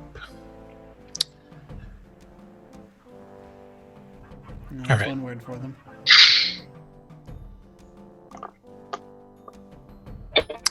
Well, that's all the questions I have. I'm curious to see if any of them show up at the concert this evening. I do not like that look. Oh, You're plotting. yes. All right. I can't. It'll be fine. Absolutely no problems. So, speaking of the concert, so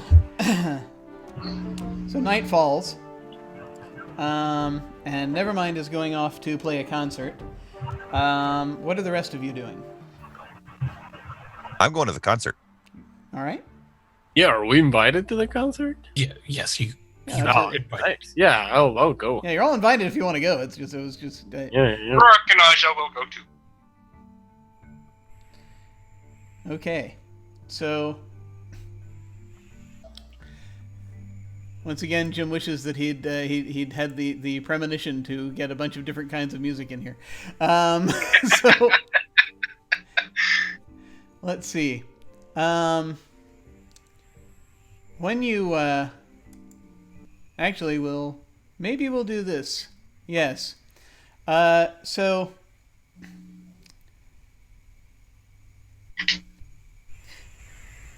There are a number of folks that are playing tonight. It's kind of it's not exactly an open mic thing. They had to schedule you, but the Potters Guild is kind of sponsoring the thing, so they can put in whoever they want. So Nevermind is in with the headliners. So you're coming in later in the concert. So beforehand are when the sort of smaller opening acts will come out, and you have all manner of different kinds of musicians, mostly singers, very different very different styles. Most of them are locals. Coming out, and this is something that you see the folks from the Bankers Guild actually coming out for. So like the folks who actually run the town are in the audience for this. And people Rourke stays away from. Oh yes, you don't get more city folk than the city folk who come out to this. And then Some of them some money. And then an a cappella group goes up. They are So preppy. I know, right? They're wearing sweaters. No, they're wearing Argyle. Argyle cloaks. You'll see Nevermind tilt his head up in an air of slight disdain for what is a cappella. And they actually, as they come up, they actually have these, as they come up humming, and they have these cloaks draped over their arms, which they immediately don as they as they prepare to sing, and you all realize that they are wearing. These are the same sort of cloaks that some of the folks that were on one side of the Prophet Row were. These are the dark cloaks with white splotches on it made to look like stars. And as they begin harmonizing and singing in this, it sounds, you don't quite get the language. It's an ancient language, maybe. But it's not the common tongue around here.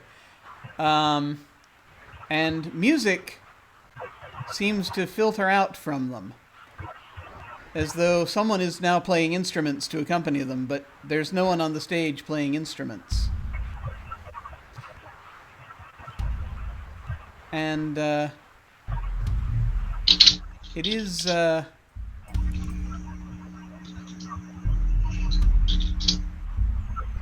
little strange as this is going on. And as they are doing this, there is this kind of a sort of like a soft glow seems to be coming from behind their heads. And people in the audience just sort of start swaying.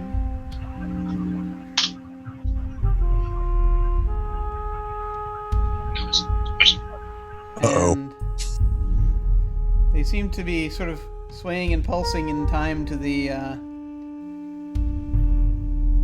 to these these singers. And let me see. I think I need everyone to defy danger now with either intelligence or wisdom. You may choose. I am gonna wisdom this So am I. bad boy up. Let's go. XP for me. Okay. Oh my God! Everybody except Druzy. Holy crap! Druzy, are you ready to save the party? Either that or get ready to meet your 4 new friends. So, for the rest of you who get XP, this was a learning experience. Yeah. Never listen to a cappella again. No, right? I know, right? Stupid pun names. Asha also has frightening, so... For what happens to most of you, Jersey, this does not happen to you, but for the rest of you, you're sitting there, and you notice it seems as though everyone just sort of begins getting up and dancing, and you're all in this massive dance hall, and this is kind of taking on a dreamlike quality, as you see everyone is dancing very beautifully. Looking down, you see your own motions are more graceful than they have ever been. And I know at least for Rorik, that's probably saying something. Considering he's an elf. And it's like... It's we're talking Fred Astaire time here basically, and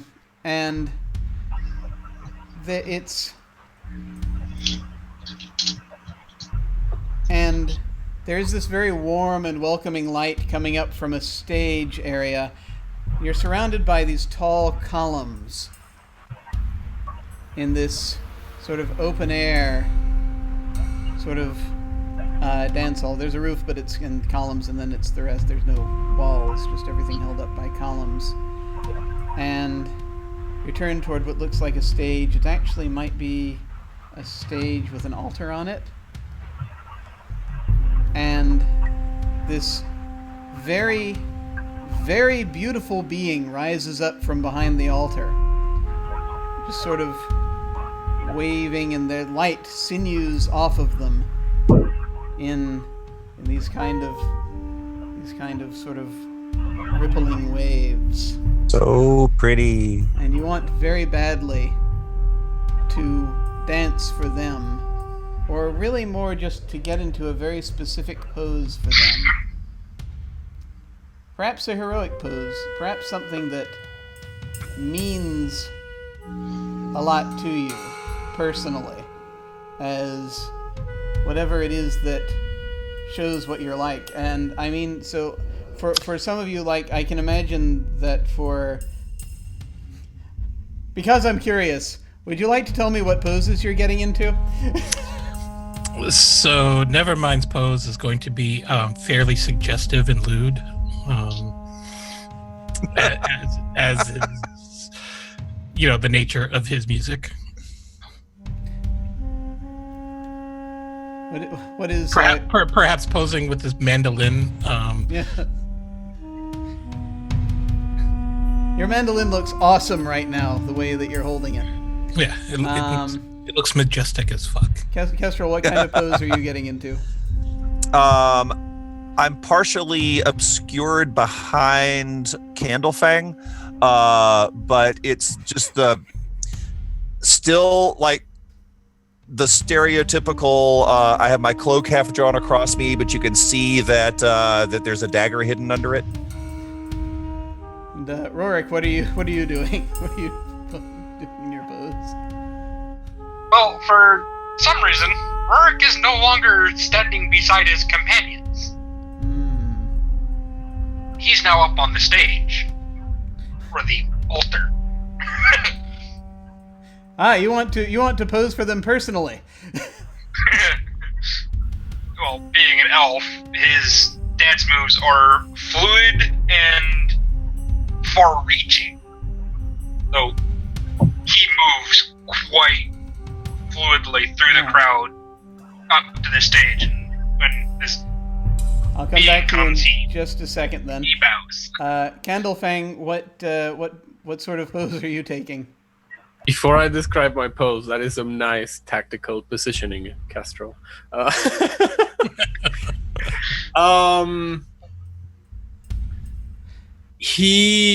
Candlefang is gonna stand with his arms kind of at the height of his head, and he's got this circle of a very thin line of fire that he is holding in the air. Rorik, you come up and you're bowing to this, and they reach out and to take your hand to dance with you. Rock will proceed to dance with them.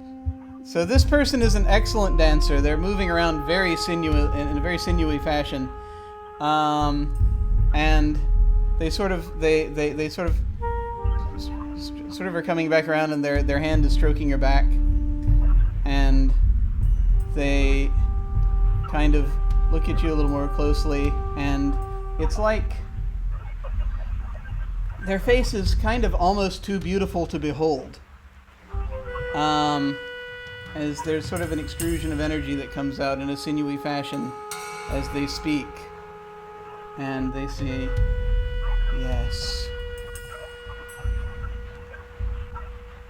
Perfect. You will be perfect.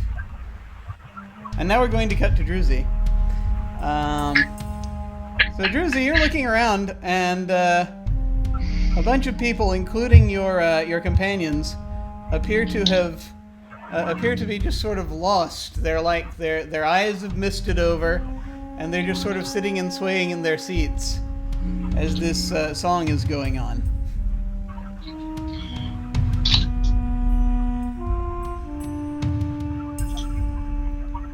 And it's like the a cappella band up on stage. They're like they're like 5 of them. Their cloaks are billowing now, even though there's no wind there.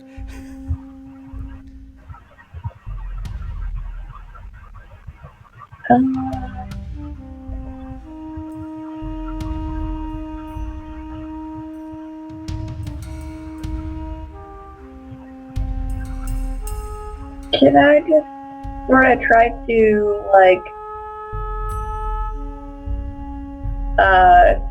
elbow whichever one of my companions is closest to me to get them to snap out of it, or? Let's see. Dun, dun, dun, dun, dun, dun, dun, dun,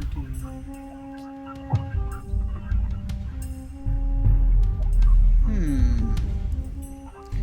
Yes, I'm just I'm making a determination here.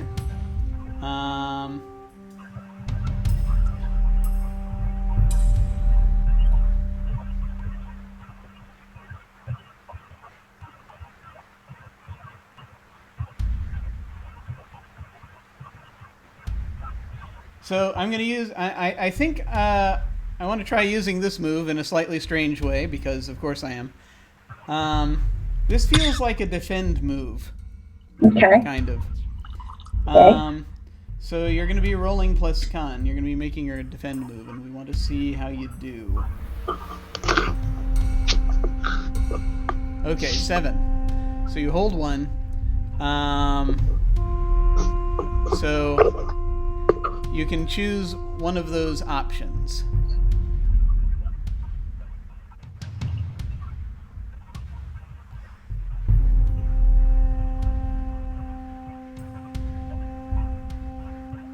And obviously some of this we're not expressing so much in terms of numbers, but there will be a result.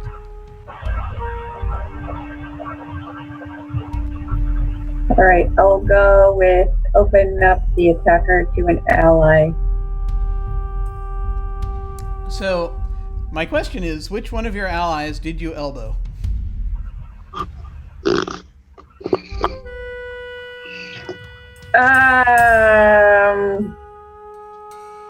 Well, Rorik got away too fast and too gracefully, so let's say Candlefang. All right. So, you elbow Candlefang. Candlefang, as you have you've made this little sort of symbol in the air, for a moment you're like looking through it, because you said there was like a circular. Right? Yeah. And you realize for just a split second, as you pass behind it and you're looking through it, that the being on stage that is currently dancing with Rorik, you just catch like the edge of that miasma, that golden miasma that's coming off of them. And when viewed through the prism of your fire, you realize that those are not tendrils of energy or power. Those are snakes. And Okay. you blink, and you can just make out, and you're still, part of you is still back in the dance hall, but you can now see the stage, and you see the a cappella singers up there, swaying and dancing this same manner. And you see Druzy next to you, trying to rouse you. Yes. Am I still under the effect? Can I snap out of it? You are now, I'd say go ahead and defy danger for me. Again, you get +1 forward to this action because of what Druzy just did for you. Okay. Defy danger with mental fortitude, right? Yeah, either intelligence or wisdom, your choice. It's a wisdom. +1. Hey, that's a 10. All right. So, you immediately pull completely out of it, and you're no longer any part of you is in the dance hall. Right. I mean, I don't need to discern realities to know that the music is what's hypnotizing us. Do I? No, you. That's pretty obvious. All right. All right. I want to cast my burning brand and try to, one step at a time. Want to cast my burning brand, so let's roll that. Oh, that's a bad one. Okay, so first off, XP. Yep. Everyone is burned now. So what does this burning brand look like? Once he sees through the frame of the circle of fire, the ring of fire, if you will, he attempts to kind of control it, to cast it into a weapon that he can hold in his hand, and then I pass it on to you because bad shit happens. All right. So you're trying to make this like a blade or something like that, I presume? What I had in mind is to make it into like throwable objects. A throwable object. Okay, yeah. Yes, definitely. You make it into a throwable object, like say a spear. Right. And the thing is, you're still a little groggy, and as you're getting up to throw it, sparks fly off of it. And let's see. And onto the people whom you are sitting closest to. Actually, let me ask. Wait a minute. Let me think about this very carefully, just strategically. No, actually, as you hurl the thing, and you actually get to. You're kind of set a piece of the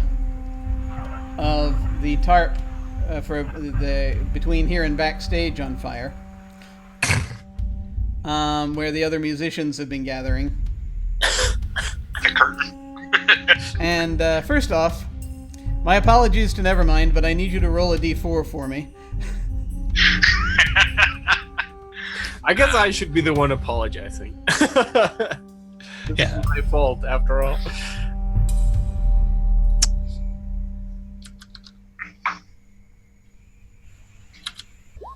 Okay, so Anino, you only take 2 points of damage, but the good part is you are immediately snapped out of it as you realize that suddenly there's a there's this burning spear that has just come through and nicked you, and you realize you're looking around and you see what's happening as there is a little bit of fire back here, but it is the whole thing hasn't gone up yet. The fire is controllable, but there are these musicians, this a cappella group on stage that appears to be trying to manipulate everybody. Wow. Okay. So, in the midst of, I will resume my position with the mandolin and start swaying a bit, and I will start playing my hit Rorik song. It's called "I Want to Be Your Aja," which is great because he's up there. He's up there on the stage dancing right now. Yeah, and so I'm going to weave this song about a love of a hawk for his ranger. Yes, excellent. Into a performance, into an arcane art, and aimed at clearing Rorik's mind. All right. Where is it? All right, there we go. Okay. So you can do it, but you either draw unwanted attention or it reverberates to other targets, affecting them as well. And my choice. So, yeah, the acapella group. I'm assuming it's not going to be happy. Yeah, I think that's what's going to happen. So you begin playing this thing, this sort of completely counter to the music that's going on, and in singing in falsetto, higher than they can sing. So. First effect, Rorik, you're up there on the stage next to these guys suddenly, as you're no longer in the arms of this beautiful creature that you were dancing with, and there's like this a cappella group that's standing there, and they're and hypnotizing everybody. Has an what the fuck moment, and then goes back to his group. It's like, enough of this shit. So, as you sort of turn around, they see that. They look and they turn and they see, and obviously, they heard the music. As they look and as they were slowly keeping it up, and they look at you. They turn. They look at Nevermind. They look at the rest of the crowd, as some of them are starting to wake up more, and because they stopped singing, and then the music stops. Because you have interrupted it, and they shake their heads, just sort of in a disappointed fashion, and then they turn and run. They run off the stage before everyone wakes up. The backstage is a little bit on fire, isn't it? A little bit on fire, yeah. Oh man. I want to do something, but the party's gonna be like, oh, this fucker again with this goddamn fire. Yeah, I want to prevent them from running away. Oh god. Making a wall of fire around them. Excellent. I support this. All right. So let's see what happens. All right. All right, I'll take it. It's not everyone else is in fire, so Well- some fire, so that's a win. What we're going to say is it lasts just long enough that folks can start waking up and they're having trouble getting away. To the point that there are guards here because there are bodyguards at the very least because the guilds are here, and they dash out and they grab a couple of them after the firewall drops. People are running and putting out the theater, and there's sort of everyone's sort of looking around and they haul those two off to jail basically. Because you don't do that kind of thing around decent people. I mean, it's not. Hopefully they've been gagged. And it's bad enough that they hypnotized everyone, but to do it through a cappella, terrible thing. That's the true crime. And they set the stage on fire. Oh, that too. Yes, they set the stage on fire. Someone says, which Nobody they remembers then take up anything. that cry. So. About a third of the crowd now turns into a bit of a not a lynch mob quite, but they sort of drift off. But the concert is permitted to continue. So Nevermind does get the opportunity to perform. And what do you perform that night? I'm going to perform a new song in honor of Guildmistress Shaw. Was her name? Yeah, Guildmistress Shal. Shal. Yeah. The song is called Strawberry Schmog. And yeah, that'll be my new hit song in honor of her. Excellent. In her very special headscarf. So, as Nevermind strums on the string and things are calmed down once again, I believe that is where we are going to leave this session with that performance. So, we have reached once again the end of this session, and we need to do our end session moves. So let me bring that up here. So. Now we're gonna go through. I just want to go through. Just ask everyone in turn. I'm just gonna go down the list and ask if you feel any bonds that you have that you think you've resolved. Brian, do you think has Kestrel resolved any bonds? Pretty sure no. Let me double check real quick. Well, actually, Candlefang seriously had my back this time. So I think, I think I did get one. Okay, so you get an XP for that, and now you can write a new bond with any of your other party members. Okay, I'll either come up with something now or most likely by beginning of next session. Sure, yeah, feel free. Anytime between now and then. Okay. Anino, do you have any bonds that you think resolved? I think I fulfilled my bond with Rorik, in which I wrote a song about the bond of a ranger. Oh, actually, yeah. And I used it to save his ass too. Yeah. I agree. Yeah, that sounds deserving to me. Yes. So you've completed that bond, so you get an XP, and you can write between now and next session, write a new bond with one of your companions. Alyssa, what about Druzy? Not yet. Okay. Well, we shall get there. How many bonds do you have right now? 2, I think. Okay. All right. Cool. If you want to add a third bond, you may, but that is up to you. Like I said, I definitely have one that comes to mind. Oh, okay. Warwick is constantly in danger. I must protect him. Oh, yeah. There you go. Well proven this evening. And Well, since elves in Legend World don't have the immunity to being charmed like in D&D, Right. I am with that. speaking of Rorik, Opal, do you have any bonds that you think have been resolved? Oh, and I forgot to write a new one for Kestrel. Okay, so well, yeah, and it can be for any. Once you complete a bond, it can be with any of your party members. But yeah, if you want it to be with Kestrel, that's just fine.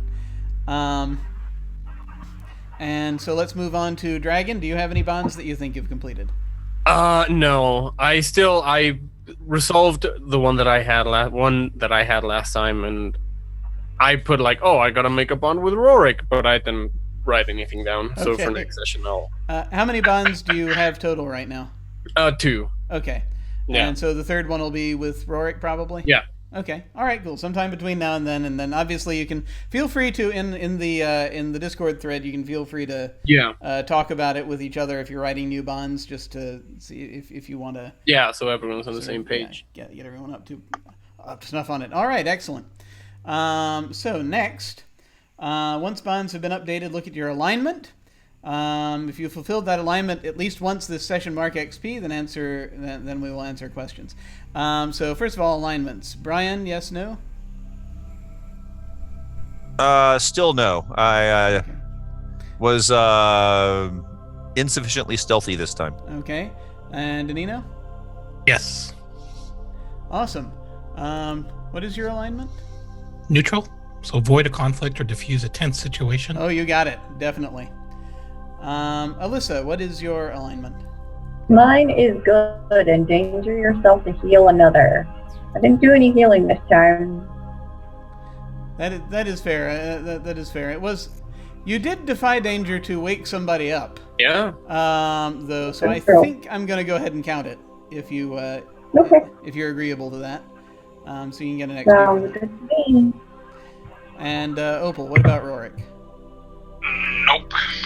Okay. Did not help an animal or spirit of the wild. And Dragon, what's your alignment? Chaotic spread a dangerous new idea. You And spread a pretty dangerous flame. I did spread a very dangerous flame. But yeah, basically my bickering with the Doomsayer was to fulfill that. Yeah. Okay. I don't know I can. if it counts. I think it counts. Yeah. I agree. Nice. Awesome. Okay, so you get XP for that. Once bonds have been updated, look at the only reason, by the way, folks, that I didn't ask Brian directly what his alignment is because he's a thief and he can lie about it. That's one of the thieves' abilities. So once bonds have been updated, look at your alignment. If you fulfilled that alignment at least once this session, we did that already. I'm reading the same thing over and over again. It's a time loop. Then answer these 3 questions as a group. All right, first question for everyone. Did we learn something new and important about the world? Yes. I think we did. I like Excellent. 4 So- things. 1 XP for that. Did we overcome a notable monster or enemy? I think so. I mean, those Depends on guys how entranced 4/5 of us. Acapella is very dangerous. It's true. It is. So, Oh, it's very dangerous. I'll give you. You can get an XP for that. elf that has a bird on his shoulder. Did we loot a memorable treasure? Not yet. Not yet. I don't think we did yet. It might be coming soon, though. Yeah. The blue feather doesn't count as more memorable. No, I guess not. Well, we didn't remember it. No, yeah, the blue feather. It's an interesting. That's actually, I think, going to turn out to be more of a tool than a treasure. Okay. To be perfectly honest, but it's sort of a means to an end. But so yeah, it's interesting. It's interesting to think about. If everyone thinks that counts as a memorable treasure, then I'll give it to you. But Nah. that's up In to a you way, folks. it does, because most treasures do end up being tools for future encounters. Yeah. Yeah. It's fair. But we technically don't know what it does, so Yeah. we can't really say. Yeah, I'd say not yet. All right. Yeah. Okay. We may come back to the feather later. This is fair. Yeah, agreed. So we have reached the end. And once again, thank you for playing. I liked this session. I had a lot of fun. I enjoyed especially getting to ensorcel everyone and to throw cultists everywhere, which is apparently a thing that I do. It's hard to avoid cults when I'm running games. I don't know how I ever avoid it, which I do sometimes. It's good that you stay on brand. It's good to stay on brand. Once again, I'm going to go around and just once again, you can say once more who you are, where you can be found, how you're doing, and what you thought of the session, and any particular moments you liked in particular. And I'm gonna go back around. I will start with Dragun. Hi, I'm Dragun. I'm sorry for being late. No problem. It's the accursed daylight savings time. Yeah. The thing is that daylight savings happens a couple of weeks after down here. Yeah. So, and I completely forgot. But yeah. Today's session was super fun. I think I was reading about the emulator a while back after the session, and I found out that people were kind of disappointed with the playbook. And I kind of see their point. I feel that I've gotten down to a very predictable pattern. Set shit on fire, and then try to control it and fail. It's right there in the name. Yeah, it's right there in the name. But yeah, let's see if I get to level up, which I hope that I do next week. Yes. If I can get some cool new moves to attempt to do and then fail and then be very dangerous. But yeah, so far I've been having a lot of fun. I hope that I haven't been too obnoxiously pyromaniac for the rest of the party. Exactly the right amount for me. Yeah, that's what I've been feeling. The right amount of pyromania. Nice. Nailed it. But yeah, it's a lot of fun. Thank you guys for having me. Thank you for hosting the session. Awesome. Thank you for coming playing. It's awesome. Again, feel free to post any links that you have that you want folks to see in the chat. Son of a Dragon on Twitch and Twitter. I'm playing point-and-click adventures. Yay! Yeah. Yes, go check that out. I occasionally lurk in there and I see what you're doing. Right. And I've not played that game before, but it looks cool. It's really good. I like it. Let us move on to Opal. I am Opal Dragon 98. Honestly, this shit was kind of fun for me. Because, as I said earlier, I'm playing an elf that doesn't have D&D's protections for the elf race. And, well, going full ham allows a few creative liberties. Also, my links can now be found in the chat there. Cool. Excellent. I will try and learn how to stream. No worries. And now let us move on to Alyssa. I really had a good time. I was starting to think I was gonna have to make protecting Rorik my bond last week when he got set on fire, and he continues to kind of be a magnet for trouble this week, so it'll be interesting to see how it goes from here.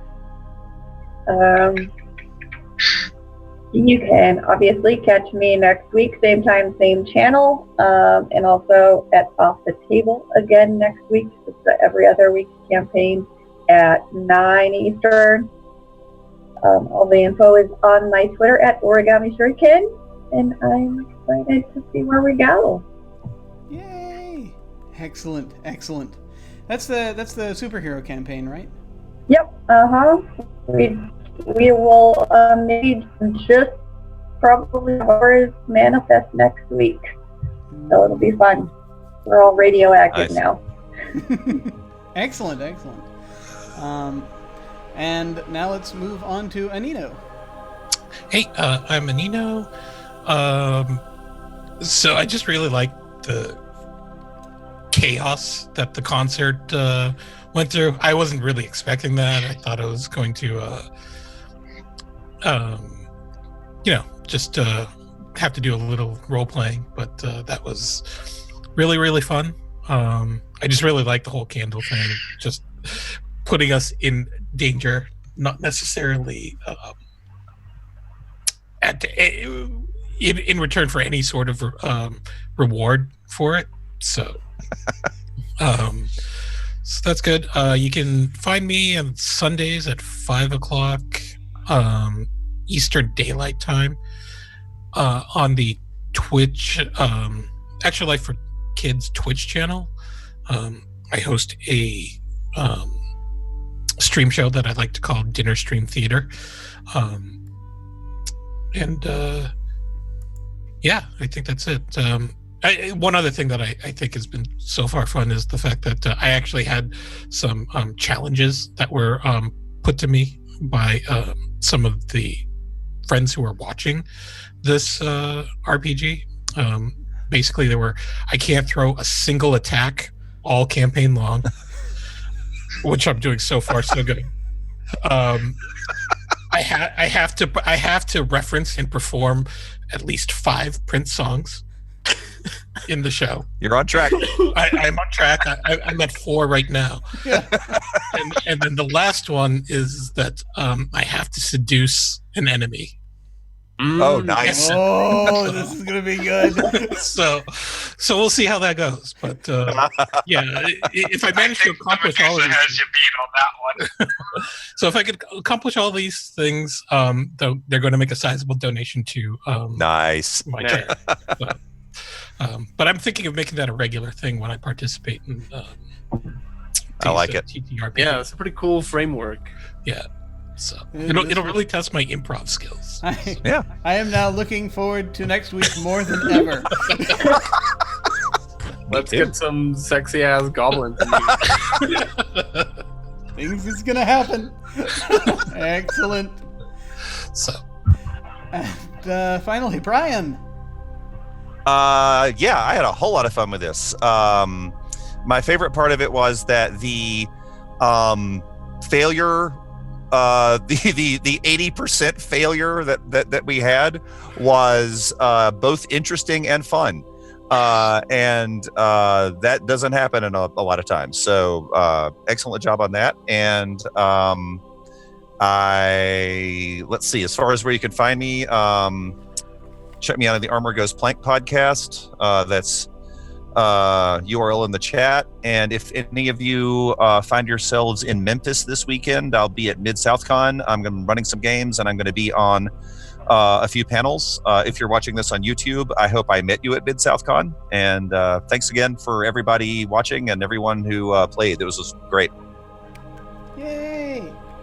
Well, like I said, I'm right pleased, and I actually got to use. I got to hint on all of the stuff I wrote for the fronts for this this adventure. So things are going rather swimmingly. Nice. So we're got to play with those. This is the first time I've actually written fronts properly. So I am interested to see how this goes. But once again, I'm Jim Ryan. You can find me at OtherDoc on Twitch and Twitter. This is my channel.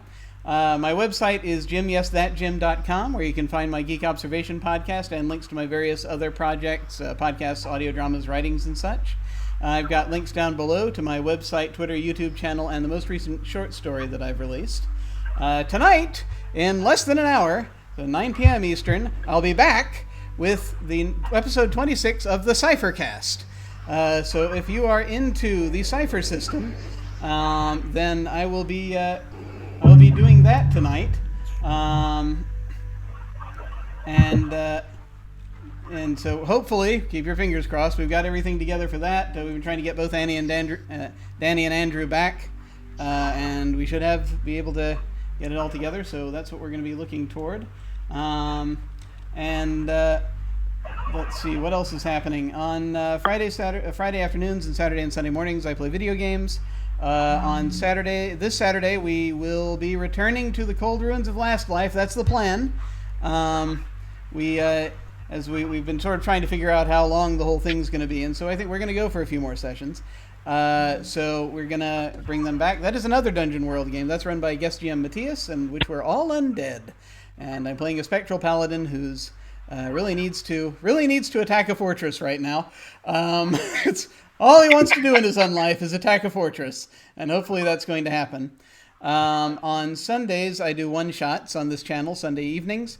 And for the early Sunday evening this time will be Life on Mars. That is a GM-less game about the first manned mission to Mars and how that mission affects the people on it. And so hopefully that'll be fun.